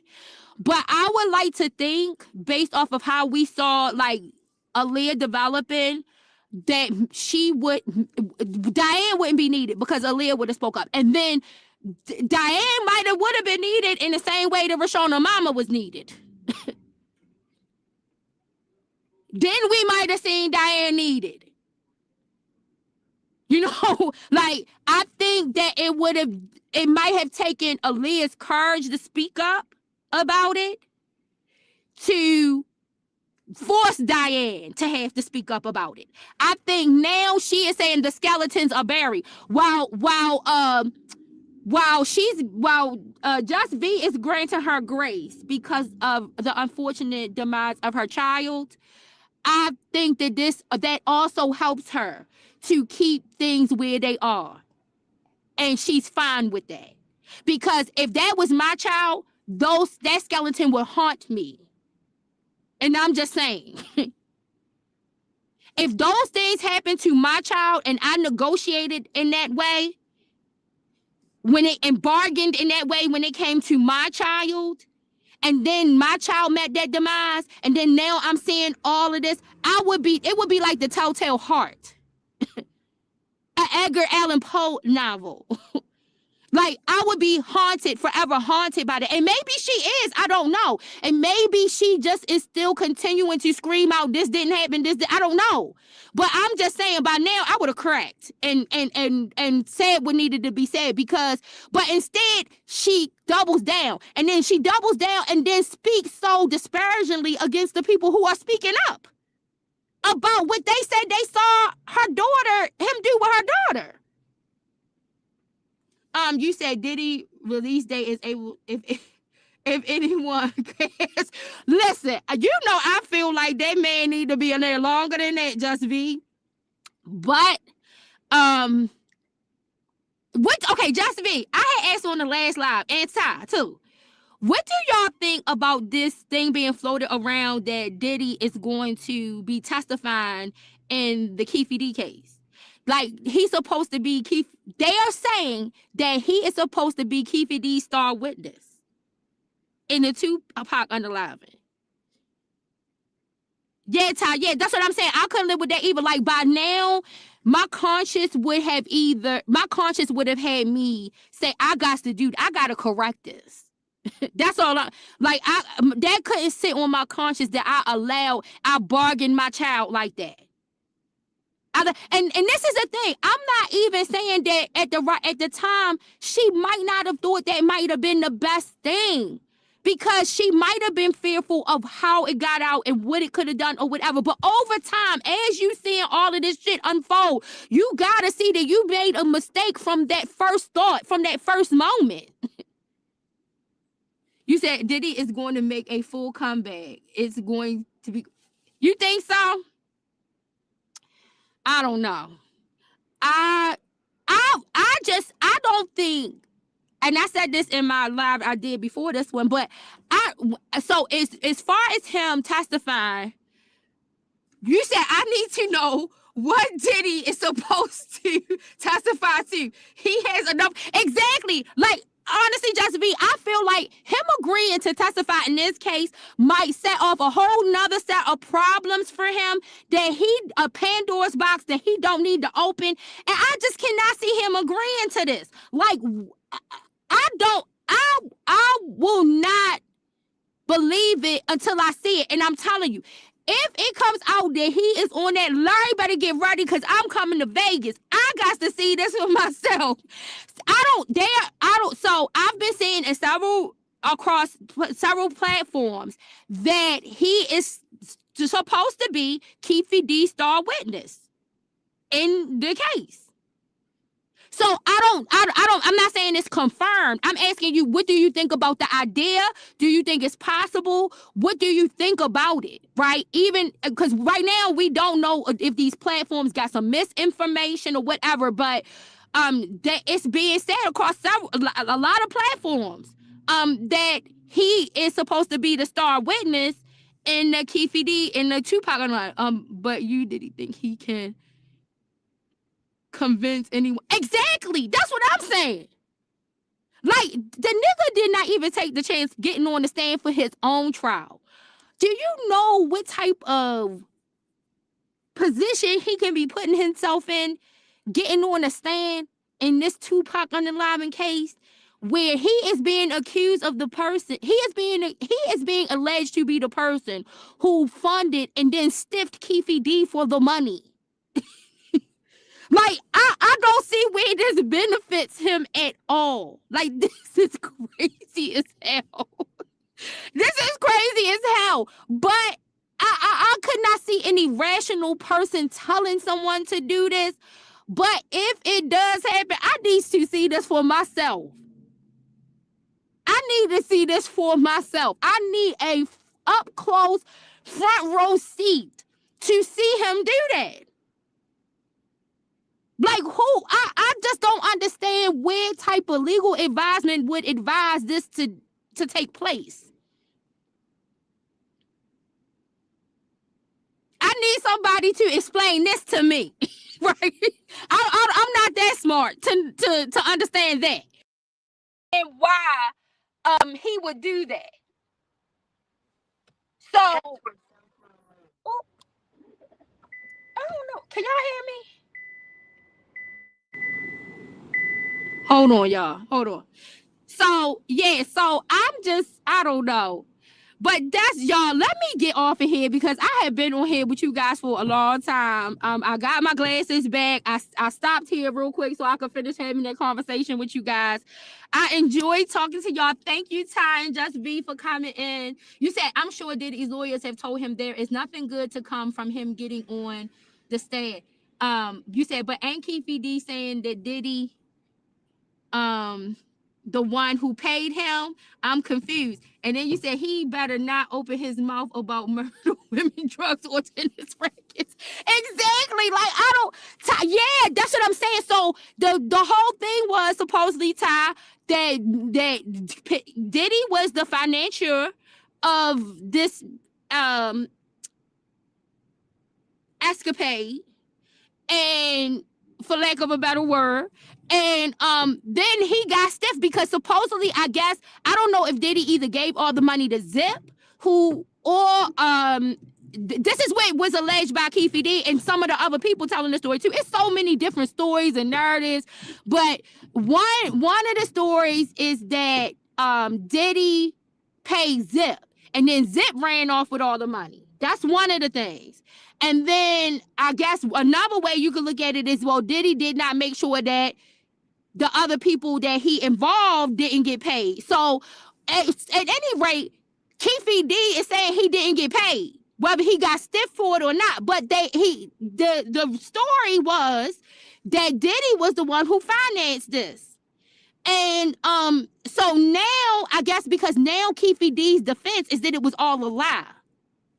His defense now is that he was lying, that none of this happened, that he had absolutely nothing to do with the unaliving, that he only said that the detectives told him to say this, that, and the third, and he just went along with what they said and all of these things, right? Like, this is his defense. His defense is, I didn't really do it. I only said what I said to get that proffer agreement, and then I continued to tell the story after I got the proffer agreement because I was able to monetize it, right? So this is his defense. But I'm trying to figure out how anyone is going to believe Sean Combs coming on a stand and saying, I didn't pay for it. not believing that. I'm more likely to believe other pieces of evidence that shows that Keefe D was lying about this, if he was lying about it, than I would a testimony from Diddy. You said Keefe D is a real, yeah, just be a real. like on Coming to America when was it, who was that man, the landlord, when they went in the house and he was like, yeah, this a real shithole. He was like, I need like a meager accommodation. He said, yeah, this a real shithole right here. That's how I feel about Keefe D.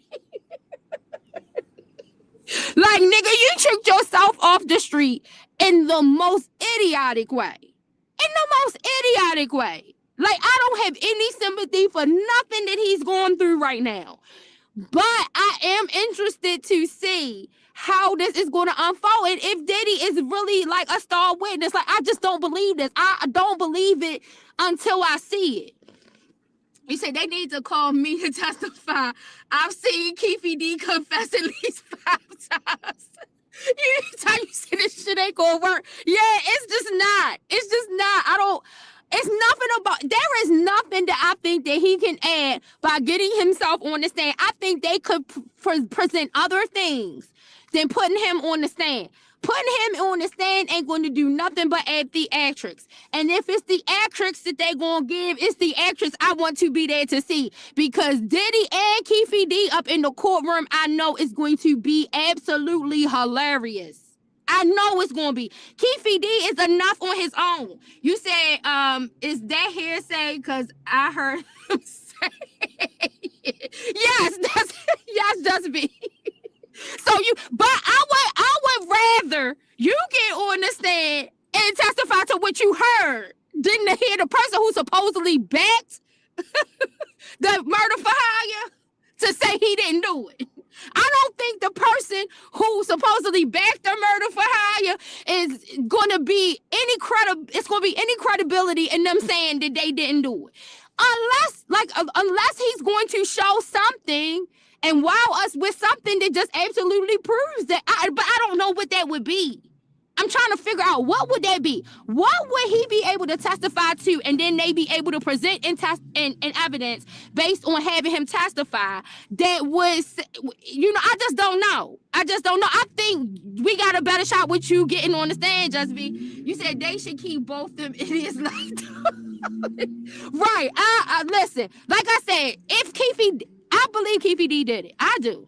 But if Keefe D didn't do it, I still don't give a damn. Because you tricked yourself off the street.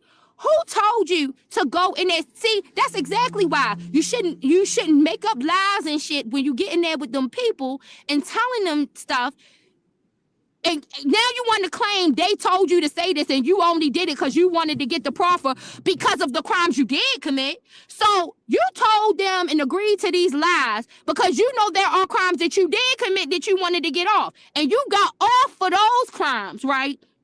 So you didn't stop there. You went further, right? You didn't stop with the mushroom belt. You went further, right? So you got the proffer, right? You got the queen for the day. It was nothing they could use in that confession you told them. But then you decided that you want to take yourself out to the public and start telling all of these stories. And I just don't, like, that's the part that really got you in this shit. Because you tried to monetize off of you being the person who was part of the Tupac unaliving. So if you have to be in jail for that alone, I'm okay. Because why did you think it was okay for you to monetize off of something that now you trying to say wasn't true? And if it wasn't true, guess what? You should still be in jail for trying to monetize off of lying about it. That's how I feel. But that's just me. That's just me. So wait a minute. You said, oh no, please don't bring on murder for hire. Wait a minute. What you say, Just B? You said, before you leave, Carla, I'm really disappointed that we won't get to see Jarvis parade a butterball-built woman at trial. But I guess it's all... Yeah, so I had mixed emotions about that too, Just B. You gonna have me here over. You wanna know what? Let me go get something to eat so I can continue to talk to you ladies. Because that's really the real main reason I was gonna stop. But I can go get something to eat right here because I'm having a good time with y'all.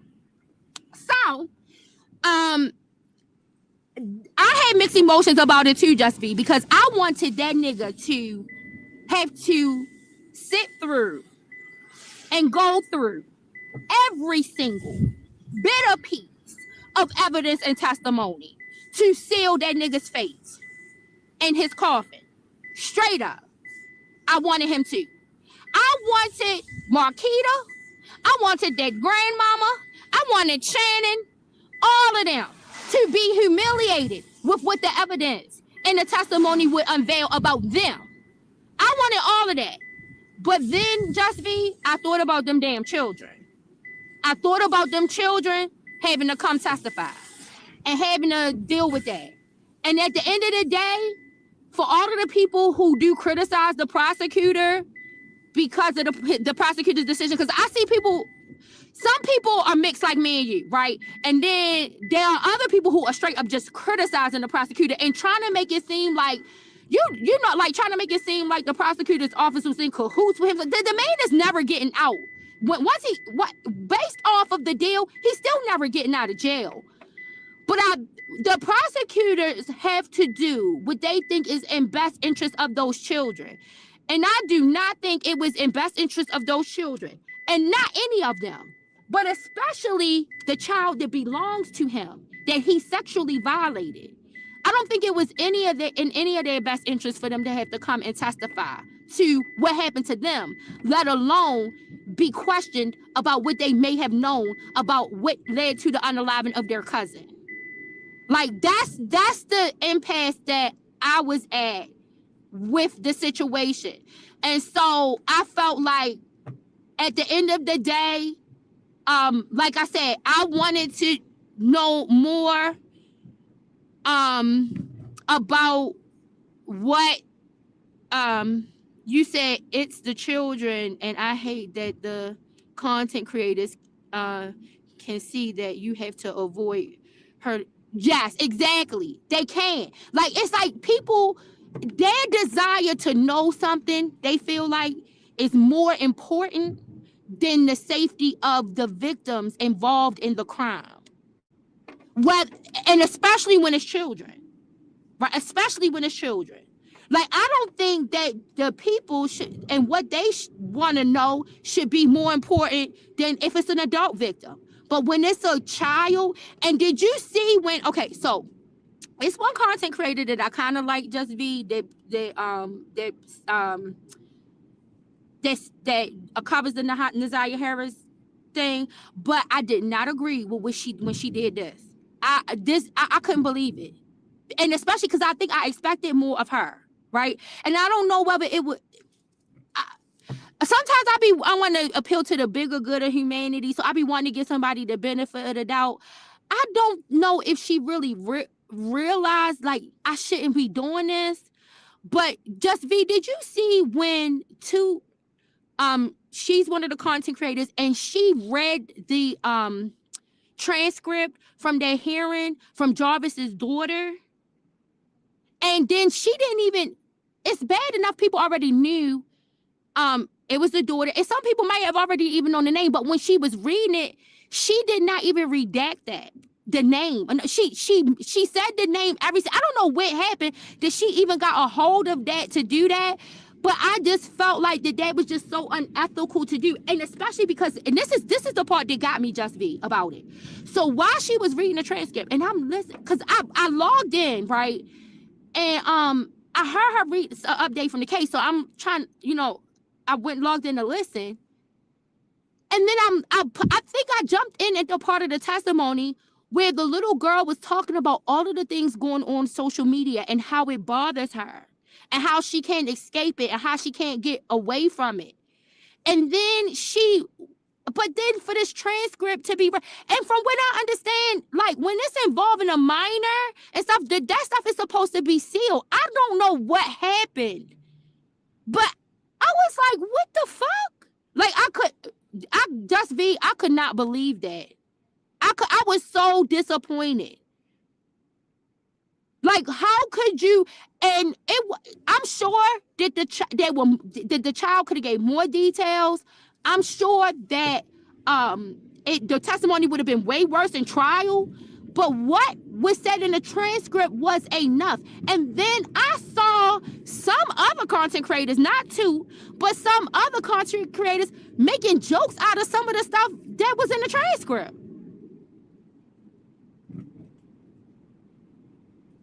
Like, this has just gone to the gutter. Just V. I don't, but from what I understand, when he takes the plea deal, in court, there are certain things that he has to make known to the public when he does that. And so I think we will get to see this. But let me ask you this. Did you hear that the brother Vari, that him and some of them prison, they beat the crap out of Jarvis in that jail? They beat the crap out of Jarvis in that jail. Now, Just V, this is how I feel about this, right? If Jarvis, whatever happened to Jarvis, whatever happened to Jarvis in jail that Vari might have been involved in, listen, I'm all for it. I'm all okay with it, right? But Kiwana, the cousin, one of the cousins, her and Janelle were the two that were first reporting and tried to get CPS to intervene initially. She came online and confirmed all of this. I don't know if I would be doing that. I don't. What do you think about that? I don't know. I don't feel comfortable with that. Because this is the thing. I don't know whether Vari was in that prison because of something he did, right? Like, of his own volition. I don't know if Vari is in that prison because he did something purposely to get him in proximity to Jarvis. But what I do know is that even if we, the public, are okay with what Vari did to Jarvis, it is the responsibility of that facility to protect everyone. And by Kiwana getting on her public platform and confirming that what happened to Jarvis had to do with Vari and other inmates, I don't know. I don't know. You say yeah, I like to, and I did listen to the testimony of those kids, but I think Paris and Brooklyn are pseudonyms. No, they're not. Kiwana confirmed that. I think, Just V, and I think that's the problem. Their names were not. They're not pseudonyms for them kids. If I'm not mistaken, I think when Kiwana, I think that is their names, from what I understand. So that was part of the thing. And like I said, I don't know whether it's possible the two might have said, okay, well, any information that they didn't want to make available to the public, they would have made sure it wasn't available to the public. So my question is, how did it get into two hands from the court without it being without the proper things being done to ensure that didn't happen? I don't know. But at the same time, I think, like me as a rational thinking person, if I looked at that and I see that these kids' names are mentioned, I am going to do my part to not say the name or something, at least, even if it's known that everybody knows the name, I'm still going to try to at least operate like that. Like I said, I don't know what to, because I like to. I don't know what she was thinking, but with that, but I don't know, that kind of, I didn't like that. But you said, I don't believe that. I'm sure Jarvis is in protective custody. Why are you supposed also say those children wanted it? Because you're right about that, Just B, but I want to this child was murdered. On top of the molestation, that she was murdered too. And so when they came out here and like we're making, this shit, I don't know what's going on. I don't. But you're right, Just me. I don't got no rebuttal for that. I don't. You said I don't believe that. I'm sure Jarvis is in protective custody. Outside of Janelle and Kiwana, these are also a bunch of no good people. An entire family full of worthless overeaters. Yeah, I don't know either. Identifying info should have been redacted. I don't know. But yeah, and in the same way, like just like Toot made that mistake. And see, and that's what I'm saying. Kiwana was so adamant about calling Toot out for making the mistake of doing that. But I think similarly, Kiwana needs to be called out for how she's putting out here about Vari, who is, for those who don't know, that's Nazia's brother, her only sibling. I think it's as negligent for Kiwana to be out here talking about what happened and transpired physically in the jail between Jarvis and Vari and these other inmates, because they are going to have to go through some kind of legal proceeding. You should not be out here talking about that while that is in play, especially this is your relative and you love them. Why are you coming out confirming that? I don't understand. Did he tell you that he okay? He gonna take it on the chin and whatever come with it. Maybe. I don't know. Did he tell you I don't understand. I don't know. I just don't think that Kiwana, I think that it's a moment of her not really thinking, like she caught in the moment of, that we some kind of way we're gonna get it. We're gonna get him. But at the same time, it's like, do you think that might not have been in the best interest of Vari? Because exacting street justice doesn't exempt you from the legal ramifications that come from that. You say, yeah. So I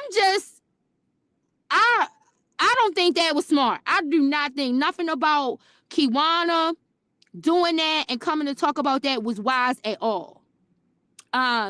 I think she needed to rethink that. I think maybe it's too late to take it down because I think she's done multiple lives. And then this the other thing, just be. So then after Kiwana, came out and made that statement, it's people who started contributing to Vari's commissary. And to me, I'm concerned at how that looks. Like, I don't know. This is weird. You say I think Kiwana is. I do too. By people telling what she thinks is her family story. Exactly. I understand. I understand that. And like I said, but I think this time with her coming out, because I think Kiwana was disappointed, just like, but even at a greater level than us. You know what I'm saying? Because she's the family member. And her and Janelle did something to try to intervene before all of this came to where it is now. That is the most important thing. Out of anybody in that family, Janelle and Kiwana are the ones who were making the reports. So it's no matter what anybody says or wants to say, that is a fact, right? But I think that in her frustration, in her disappointment, in her grief, that she is celebrating what Vari was able to accomplish, for lack of a better term, and not realizing what position this might put Vari in. And the only way I can see maybe that there being nothing wrong with this is if Vari is saying, I wanted to be known that I did it. I wanted to be known that, like, and even still, I don't know if me as the family member, if I could come out the way Kiwana is coming out about it and saying that, because I know at the end of the day, my relative who already lost his sister, who has experienced his own level of abuse, who we also tried to help, that he is going to suffer a consequence for this. I want to give him the best opportunity at being able to defend this or being able to deal with this situation legally and not do something that could set him back further. You said, and ain't that crazy that you said,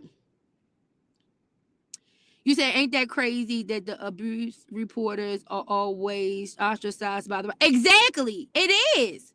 You said, I'm not familiar with the case, but listen, Ty, this the type of rabbit hole I think that for it's I don't want to sensationalize this because um it shouldn't be sensationalized. It's absolutely disgusting. But this is actually the type of content that I think you would be interested in going down. It's in the Naziah Harris case. Do you remember hearing about the little 14-year-old girl in Detroit when her aunt's baby's daddy killed her? She was pregnant by him. That's this case. And there has been a whole sector, a whole bunch of content surrounding all of that, right? And that's he a couple of weeks ago he accepted the plea deal, and so it left like people in a situation where some people like were sad to know that he took the plea deal because they wanted it to go to trial because they want him to get everything he deserved. Some people was in between. Some people agree with the plea deal. Like it, so now that's kind of like what's being discussed. But the brother of Naziah, the victim, he's the only sibling, the brother. Somehow he ended up in the facility where Jarvis is, and there ended up being a physical altercation where Kiwana, who is one of the cousins of Naziah and the brother, confirmed that he was part of that assault on the perpetrator, Jarvis, the uncle. Well, not the uncle because he wasn't married to her aunt, but he was the aunt's baby daddy. You said, oh, yes, I heard about. Okay, yeah, that's the one. You said, why is Vari in jail? I don't know because now that part, Just V, I didn't get to listen enough yet to hear why. I need to find out, but that's what I'm saying. I don't know whether Vari is in jail because of something he just did of his own volition and he landed in there. And then as a result, that brought him face to face with Jarvis and gave him an opportunity. But it's very well possible. I mean, I done seen situations. It's very well possible where somebody orchestrates their self being arrested to have that meeting occur. Right? I don't know. And I feel like the way that Kiwana came out here, and now, like I said, I know it's nothing but her being emotional. It's not coming like down hard about it. I know she's emotional. I know she's still grieving. It's still sad. She still feels like this is not enough justice and all of that, right? But I'm just thinking about what her public confirmation of Vari's involvement in this attack is going to end up doing to Vari. And like I said, now it's supporters who are contributing to Vari's commissary, and it makes you say like, I wouldn't want to put my loved one in that kind of position. Like they could try to make it look like these contributions are being made so that something can happen bad to Jarvis, and then somehow like, it just this because we have seen so much shit on these YouTube streets. I just think about what can spiral. I sit in the background and I'm looking at all these, and I think about how this can really spiral out of control. Like Kiwana is posting the contributions that are being made to Vari's commissary. But this is after her making public about this attack of Jarvis, and I'm just thinking about how people do. You know what I'm saying? Like this, I'm a little concerned about that. It's got my head spinning. Like I would not. You said, what do I think of Roxy? Just be. I don't really know what to think because I don't want to think that a family member is just trying to profit off of something like this that happened. But I don't know. I don't know what to make of Roxy, to be honest. Maybe people are donating because they know he doesn't have how, and I get that, Just V. I get that. I just I can agree with that. I think the way it looks though, Just V, that's my question. The way it looks is like you're contributing something because something took place, right? And it can be made to look like that. And then I think that that could cause more trouble for Vari. You said, well, I think that Roxy is a hot mess. She's not good, but not necessarily. She's no good, but not necessarily good either. Yeah, I think Roxy a hot mess. I think Kenya is a hot mess.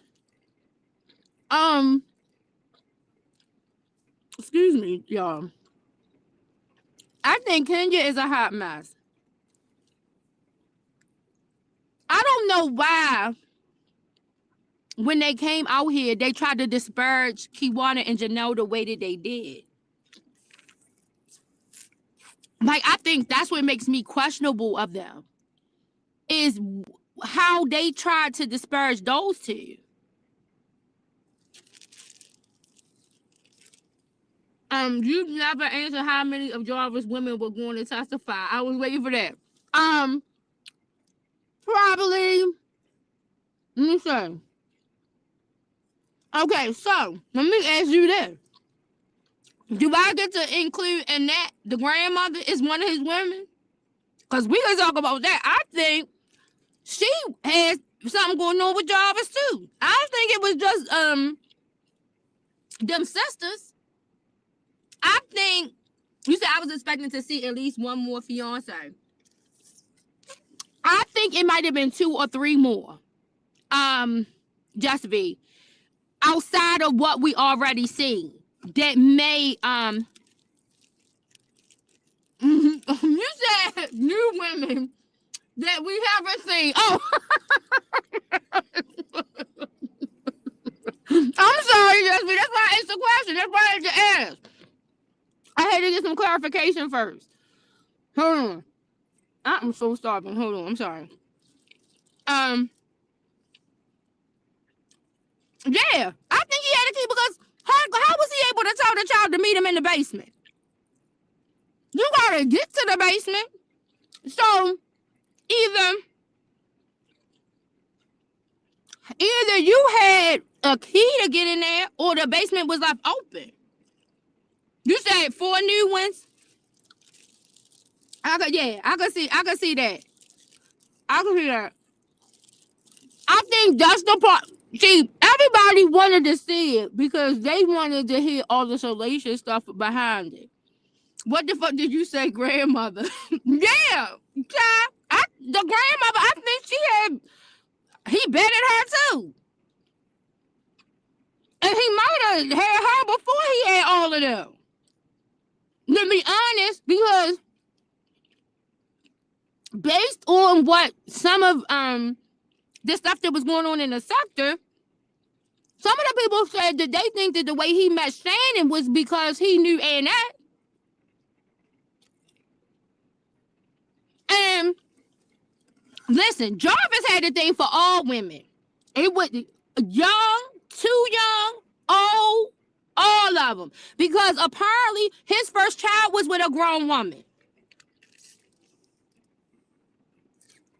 Just when you said, Ty, this family will make you violent. Absolutely, absolutely. They are worse than all the families that we've seen. Absolutely. And then for a broke nigga. This what I keep saying, just me. When all of these people keep saying they only did this because this was a celebrity. They only did that because that was a celebrity. Shit, I know some people did some shit for a broke nigga. So, I mean, I can reverse this. I can reverse this commentary here. Right? Y'all want to make it seem like that these women only did these things because this is a celebrity. No, it's a lot of women out here doing shit for a broke nigga. Jarvis needed all of them women because not only that's why his range was so broad. That's why he needed this what I think. He had an issue and a problem with underage girls, young girls, children. But he knew he needed to live.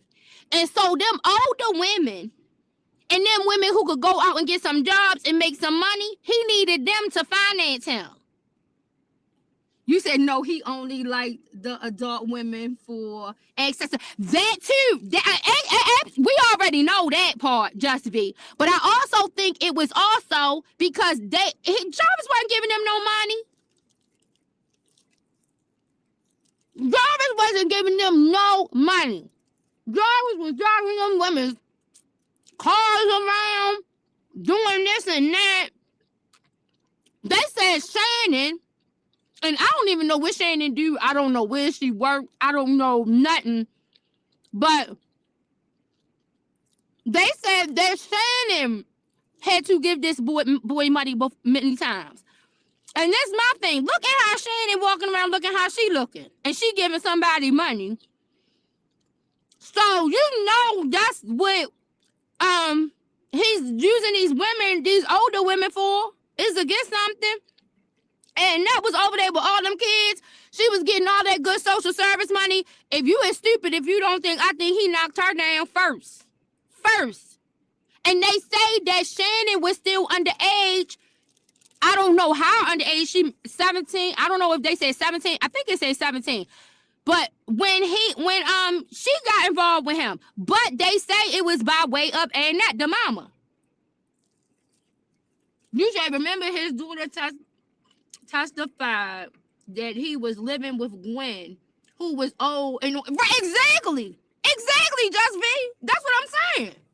And we don't think Annette. That's why Annette tried to act like that nigga don't come in their house. Annette stood her ass up on that stand and lied under oath and said that man, he waits in the car. He don't come to my house. And then we got the text messages of him telling Isaiah to meet him in the basement.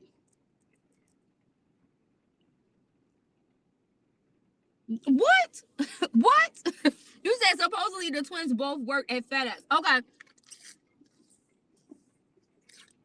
You said and that act like she never exactly. Like she just seen the nigga in court. Just me. And not try to act like she ain't never seen that nigga before. The first time she seen him was in court.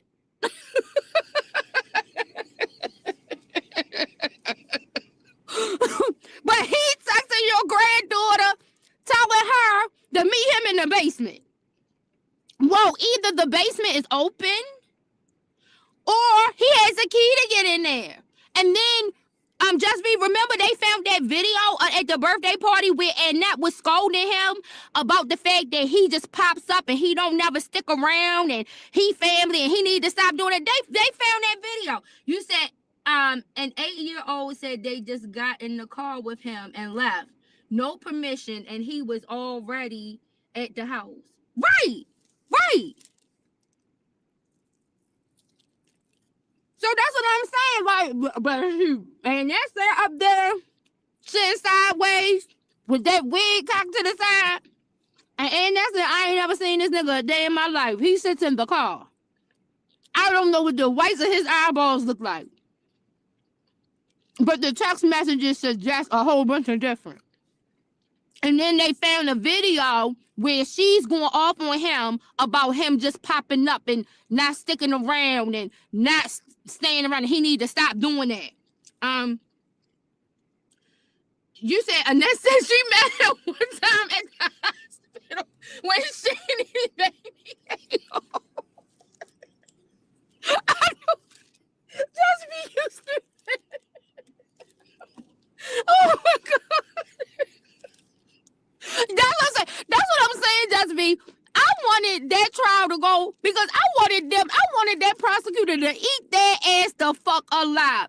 And that Shannon and Marquita, all three of them, eat their ass alive. Telling all that damn lie. Knowing you telling a lie. Knowing that somebody after you is going to say something different. He said they were all sitting up there acting like they can't see Jarvis. Exactly.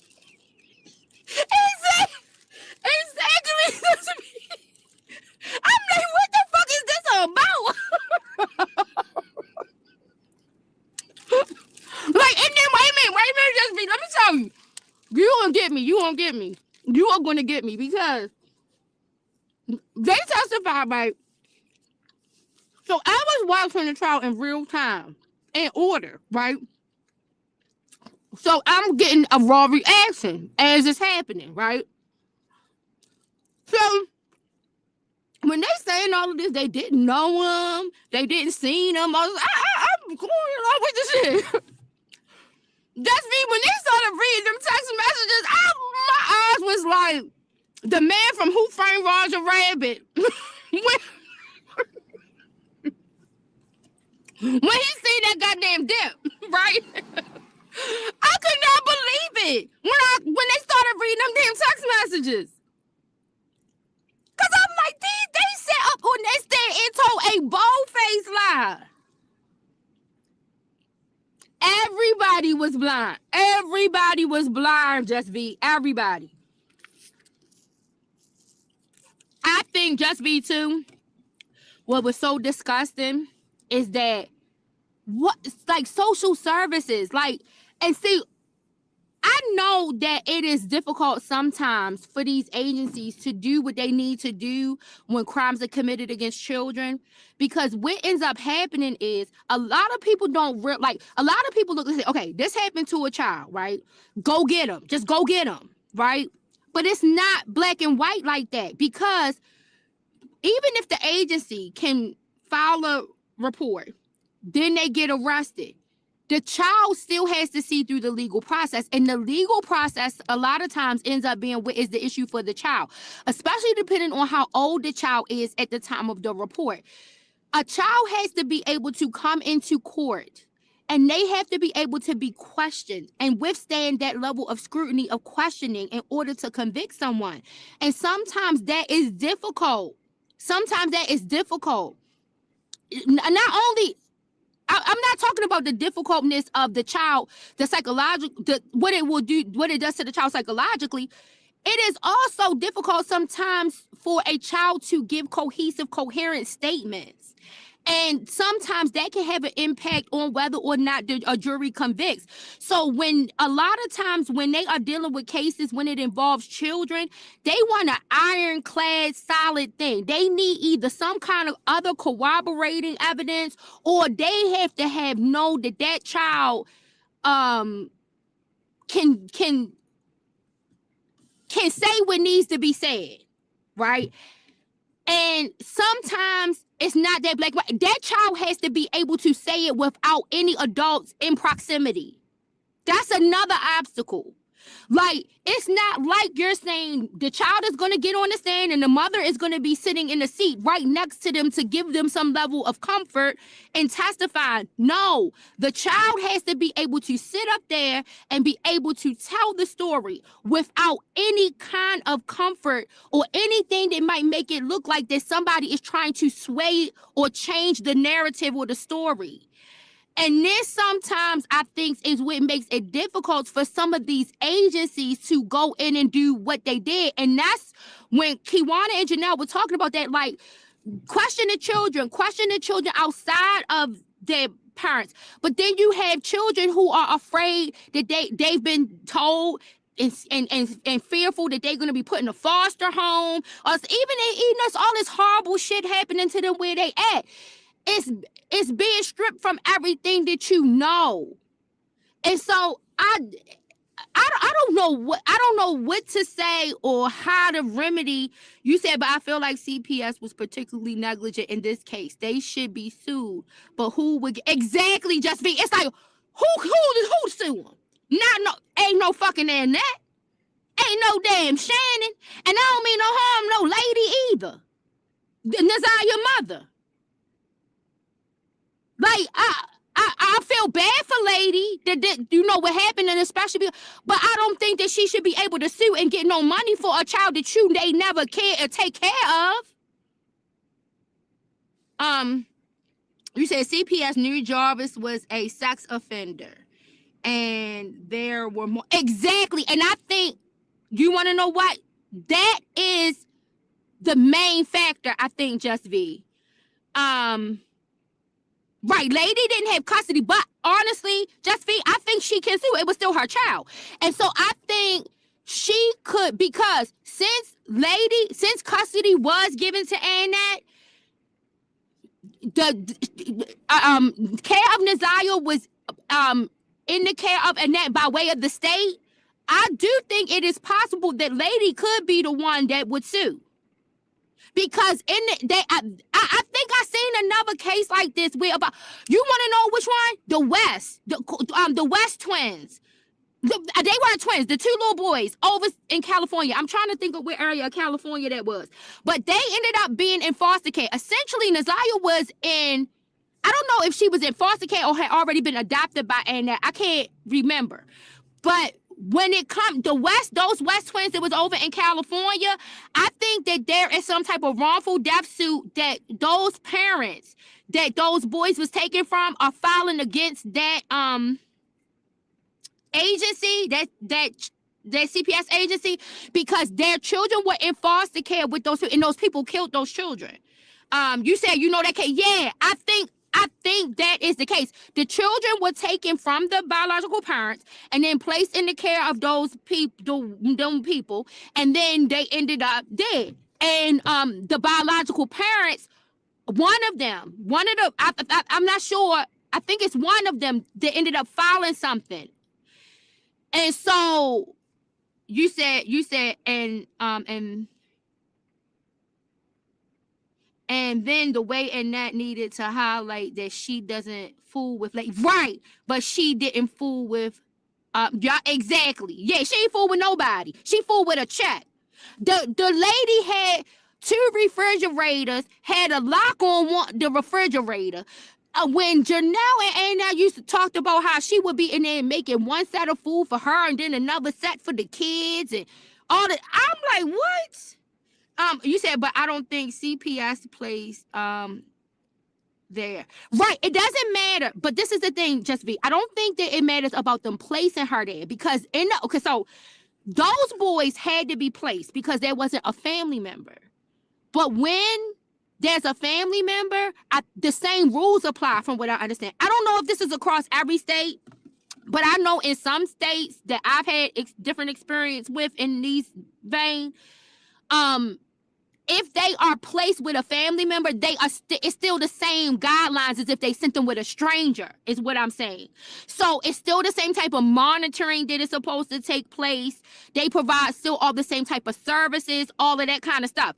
So that's why I'm saying is that it was the responsibility of the agency. And then especially after that report was made, Naziah, despite the fact that Naziah was Annette's granddaughter, she's not her daughter. So she is a child that is under either, like I said, either she was allowed to have adopted or have listed as a foster child under her care, right? Because remember the father said that he had to sign away that thing, Just V? That's why. Because there was some type of formal arrangement. This wasn't an informal arrangement. It was a formal arrangement to where Annette was receiving services and funding to keep Naziah. So from what I know about that, the same guidelines apply, right? Like one time, okay, this is just a brief example. This is a whole different topic, but I had a situation encounter with a lady in my church. Her daughter had passed away. She had gotten custody of her grandson. He's considered a ward of the state because the daughter passed away, but he's placed with her mother. This is where issue came, Just V. An issue came because he started feeling like he was having gender identity issues and felt like that he wanted to be a girl. And the grandmother was like, hell no. And what ended up happening was some people in the school got involved. And when they got involved, they started to press the grandmother and say, if you don't allow him to begin seeking some type of therapy to discuss whether or not he's dealing with gender dysphoria and to start some type of hormone therapy, we will take him out of your care because he is a ward of the state, right? So it's one thing when your child or whatever is placed with your parent or whatever, it's an informal agreement. But when it's a formal agreement, the same type of rules apply, from what I understand. So when it comes to this situation, there was a formal arrangement with Naziah for Annette to have her. So the social services, the state is still responsible for Naziah because they provide those services to Annette as a foster parent of Naziah. So I'm not sure whether Annette made it to the adoption phase with her or not.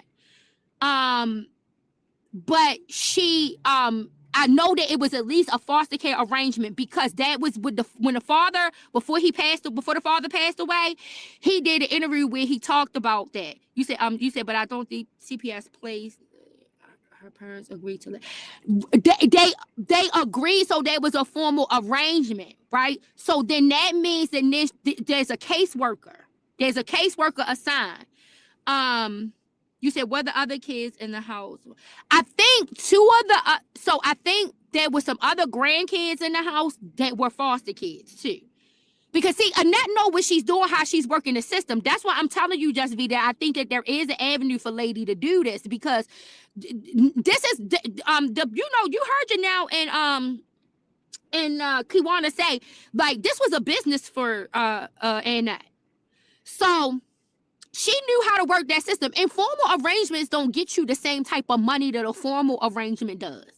So that's why any grandparent can say my grandchild can come live with me. They let the parent go get whatever the Medicaid is for the child. Maybe the mama might get them some food stamps with their name on it or something, and then they give it to them weekly, whatever. But it's informal. The child is staying with the grandmother. That's some people's arrangement. But no, Annette didn't trust none of that.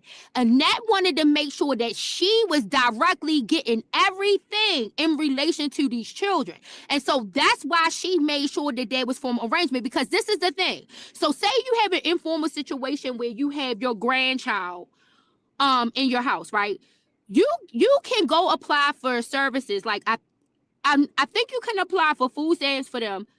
You might be able to apply for medical assistance, but you cannot receive any cash for a child you don't have a formal arrangement on. And that was getting all of that.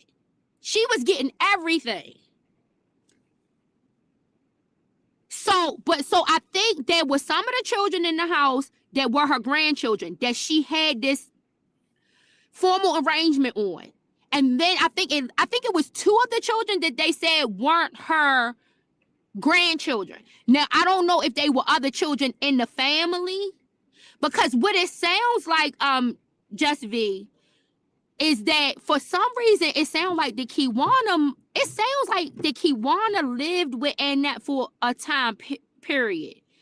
And it sounds like that it's possible that Annette had some type of similar arrangement, or Kiwana, or anybody she had in her house at the time that Kiwana was in that house. So it's possible that the other two children in the house were her grandchildren, but maybe they were some other kind of familial link or whatever. But yeah, there were formal arrangements, because Annette wanted to get that. She ain't just want the food stamps. She didn't just want the medical coverage. She wants money. And in order to get money, there has to be a formal arrangement. And that was why Naziah's father spoke what he said. And then he talked about, him having to pay the child support. But having to pay the child support, I think he was paying his child support and giving money to Annette, both. But he had to sign all his rights over to Annette. And that's why, because she wants to be able to get all services that she can get.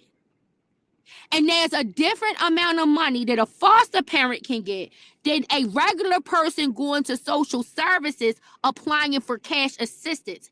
A foster parent gets more money than a mother or some type of informal situation where they go and get some type of cash assistance for a child from social services. It's separate. So that's why I'm saying, and this her business. She know how to arrange this. So I think she arranged all of these things so that she comes out with the biggest profit. You said Roxy said she didn't understand why he was even speaking out. Ma'am, the child is missing. Well, exactly. But the thing is that I guess Roxy tried to say that because, like, of I guess he was accused of having done similar things. I don't know. I like when it comes to younger women or whatever. I don't know, but yeah, I don't. Anything Roxy had to say, just be. I take that with a grain of salt because, like I said, what made me skeptical about her and Kenya, her mother, is the fact when they came out here talking crap about Janelle and Kiwana. It was like, why do y'all have to undermine them for y'all to come out and advocate as well? It's like you want to undermine them, what they doing. You want to put all of these narratives and try to poison people's opinion of them. And then, but because you want to be looked at as the main family members out here advocating on behalf of this child, that already made me skeptical. So I really didn't like a lot of the things that they were saying. And then Roxy just gave too much misinformation. That was the other thing, Just V. Like when she tried to say that recently, you ever hear recently when she tried to say that Shannon was being represented by the same firm as Jarvis. Girl, Jarvis got a damn public defender. What firm are you talking about, Roxy? Like, I mean, Roxy was just messing all the legal part up. She just stay out the courtroom, Roxy. Stay out the courtroom. She every time she came giving some kind of legal update about what she thought she saw, it was just wrong. You said Roxy didn't even know this. Right. But she talked bad about everyone that actually exactly. That's what I'm saying. But this is the thing. Didn't know Naziah. Said that it had been rumors throughout the family that this was going on. Didn't think to look into those rumors while the children was here. Why did I say children? Lord God, I do not even know how they came out. While the children were here. And then now when the children is gone, you up on here talking about being the number one advocate. Then talking about, remember when she tried to say that she put in something, Just V, to try to see if she could get all the children. She know damn well she wasn't getting all them damn children. Roxy know Roxy knows damn well she had no intentions on trying to get all of them children. And honestly, Just V, this what I said. I had said this long back when they were doing that preliminary hearing, when we first started hearing about this. I said this. I think them children did need to be separated. I know that some people might not understand why I'm saying that. But the reason I'm saying that is because it was a lot of incestuous stuff going on. Jarvis had those children participating in things, not just with him, but with him and each other. And I think that those children, even though it is going to do some trauma to separate them, I think they need to be separated because I think that was too much for any one caregiver to try to manage and deal with. Like those children, I felt like each one of those children, in the best case scenario, Just be this. I know that this is probably not possible, but in the best case scenario, I felt like those children need to be placed somewhere with people who didn't have any children in the household, where they could be given one-on-one type of attention. Because of the type of stuff that was going on, that those text messages revealed, and then what was revealed in testimony and stuff like that, I don't think that it was a good thing to try to keep those kids together. So even when people was trying to like criticize Janelle and Kiwana about what they were doing to try to get the kids, I don't think none of that would have been a good thing because, like I said, unless Janelle had her own child in the house, she would have to worry about, like, you got to think about everything when you doing stuff like this and dealing with sensitive stuff like this. Like, Janelle has a boy child, a son. The type of trauma that those children in their house experience, one day, something could happen. One of them children could be having a flashback about something. They could think that something was done. It could be just all types of things. You have to think ahead. It's all I'm saying. And I think that those children really need like more of a one-on-one approach going forward, trying to help them to move to some place of healing and restoration, not them staying together. Should they still be able to communicate? Should they still be able to visit one another? Should things be done to try to coordinate those kind of things? Yes. But as far as placing them, I think it needed to be a lot more careful than that. You said, yeah, the testimony of Marquita's daughter was horrifying. She was only 8 at the right, and 9 exactly. So I think that, in my opinion, if I was the one in charge of placing those children, I know it might be difficult, but I would try to do, especially after all of the fucked up shit, just be that happened. I would try my damnedest to make sure I got the best placing that I could possibly for those children.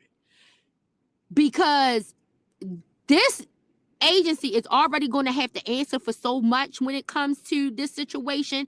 If they have to deal with some type of legal repercussion, I would try to make sure that I manage in this case the best way moving forward. And in my opinion, I think the best way of trying to manage, if possible, is to find a situation where these children are placed in a home where no other children are. And just a really well-referenced, home. You know what I'm saying? Like, that would be my approach if I was looking at it.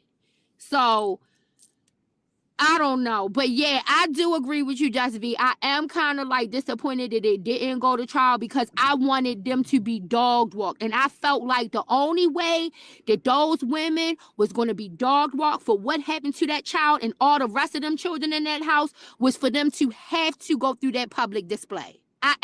Like, that is what they allowed to happen is gross. And I understand that they may have at one point in time been a victim themselves, but come on, you know fucking better. You know fucking better. At this point, you know fucking better. You want to know why you know better? Because you know to hide it. You knew to get your ass on that stand and act like you ain't never seen this nigga a day in your life. That's how we know you knew better.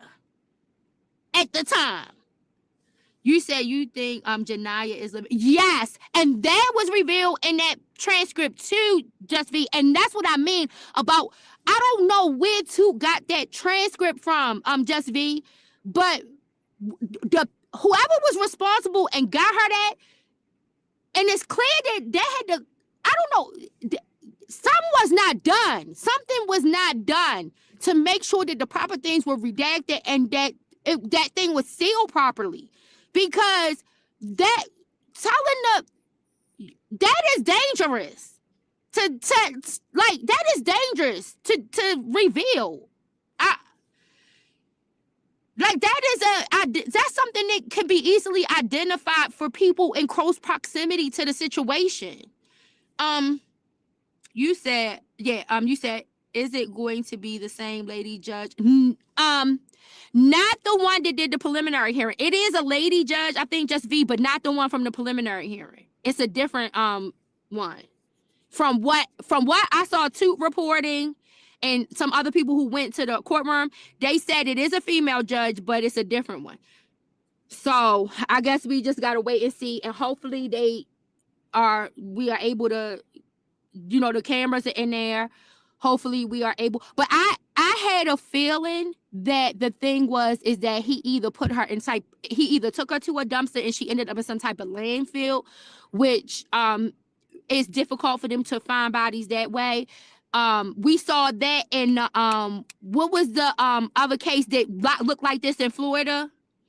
That's what he did. That's why they never located that girl's body. Was that girl named Janiyah too? But Just remember the case in Florida where now this man was really married to the aunt wife.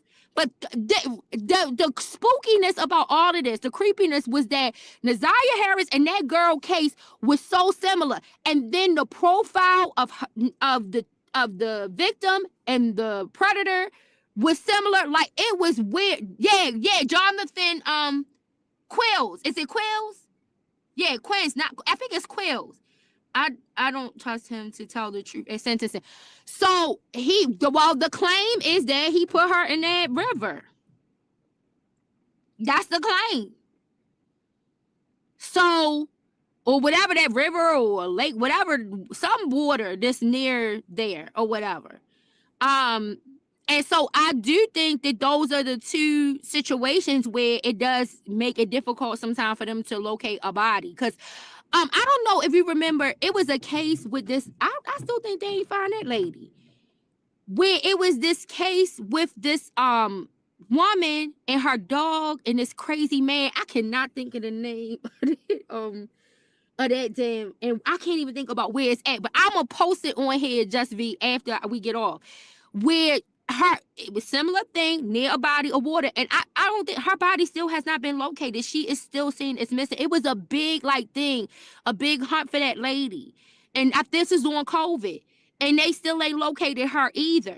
And so I think that those are the two situations when somebody is placed in a dumpster, and then time goes, past, and then, because I'm gonna tell you, if Chris Watts had not confessed to him putting them girls inside of them oil things or whatever it is he put them in, those would have been two more bodies hard to locate.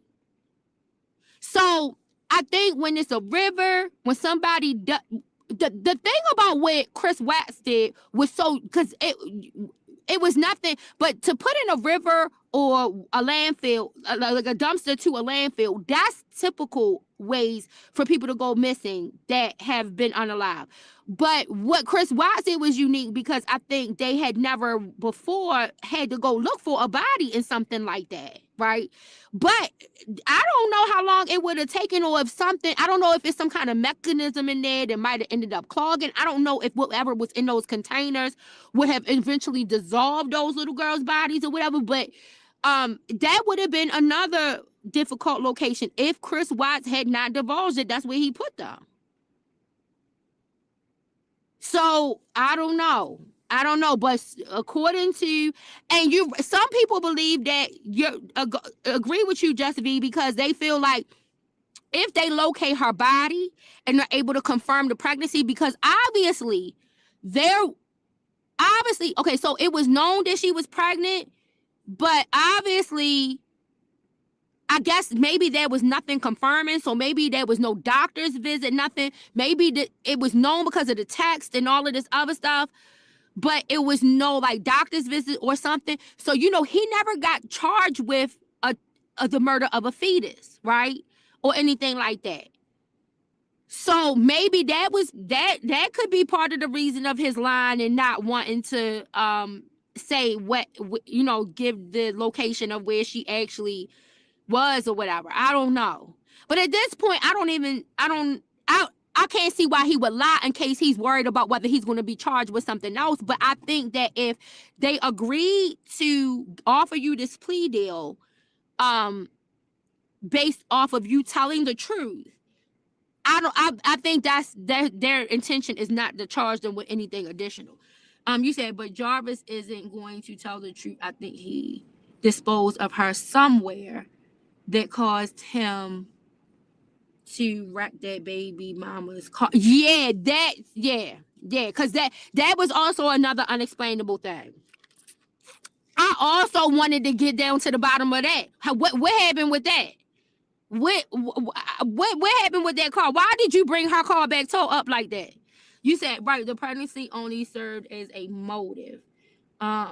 They can't prove it. They have the conversation, but they have nothing confirming because they don't have anything from, if you in that Jonathan Quill's case, he was charged. Was he charged with the baby? I think he was charged with the baby too, because there was something confirming she was pregnant. She had been to the doctor. She was getting prenatal care. So I think he was charged with the baby. But I think that the reason why they couldn't charge Jarvis with that is because there was no record. There was no medical record of the pregnancy. I think that's one of the main reasons he ain't get that charge, because I don't understand why the state didn't charge him with that. The only thing I can rationalize why the state didn't charge him with that is because there was no medical record of the pregnancy. So despite how much talk they had, despite what they might have seen on videos, and they thinking that, you know, they couldn't charge him with it. So I think that was part of that too. So, but like I said, I think that if they agreed to give him the plea deal, I think him confessing to that and telling where the body is for them to locate the body, like I don't think he had to. He could still fear them charging him for it, but I don't think they had any intentions to charge him for it. So it would be stupid. All of it is stupid, but it would be stupid for him to not tell the truth about where she is if that was what was keeping him from doing it. Because once the state agreed to this plea with him, they weren't going to charge him, give him no more charge. You said no evidence. If she thought she was pregnant doesn't mean she exactly. And just because they were talking about it and talking about ways to get rid of it, and even just because they did a home pregnancy test, that's not enough. So that's why I'm thinking, yeah, in the Jonathan Quills case, that was the addition to the Jonathan Quills case that was missing from the Jarvis Butts case. That Jonathan was charged with that part, and he wasn't, but it was because that little girl was pregnant. She was receiving prenatal care. She was making plans to try to figure out how to move with her other grandmother for the care of that child. So it was well known by the family, everybody, and medical professionals that girl was pregnant. With Naziah, that was not the case. Yeah, that wasn't the case. So I'm thinking that's what drove that, because for the life of me, I don't see why any prosecutor's office would have held out on not charging that. It had to be a reason, and the only reason was lack of evidence. Like you said, it even though they had them saying this, that wasn't enough for them to proceed with that. So that's what I'm thinking. But girl, let me get just be. You done kept me on here. I done had a good time with you, girl. I will come back and talk to you guys another day soon. I miss you guys. You said if she's not in the river, and he gave another location. They have already been searching based on his confessions.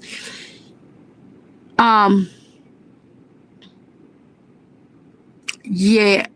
We'll come back. We'll come back more after I'm able to, like, let's come back. Let's say we're gonna come back after he goes to sentencing, because I really want to see, like, how this. I want to see, because you gotta remember, like, there are other things that are gonna be read into the record at sentencing. So that might help us to get some satisfaction from the dog walk of these women that enabled all this shit, you know. All right, so yeah, let's say we gonna come back on that subject when that happens, because yes, I was all in on this. I was ready. So I'm interested to see in sentencing what we get. I love you, girl. You have a good evening. Get something good to eat. Get some rest, and I will talk to you soon. Thank you all for coming in and talking to me. Thank you, Ty, for coming in and talking for us for the time that you were able to talk to us. It was good catching up with everybody. I'll talk to you soon.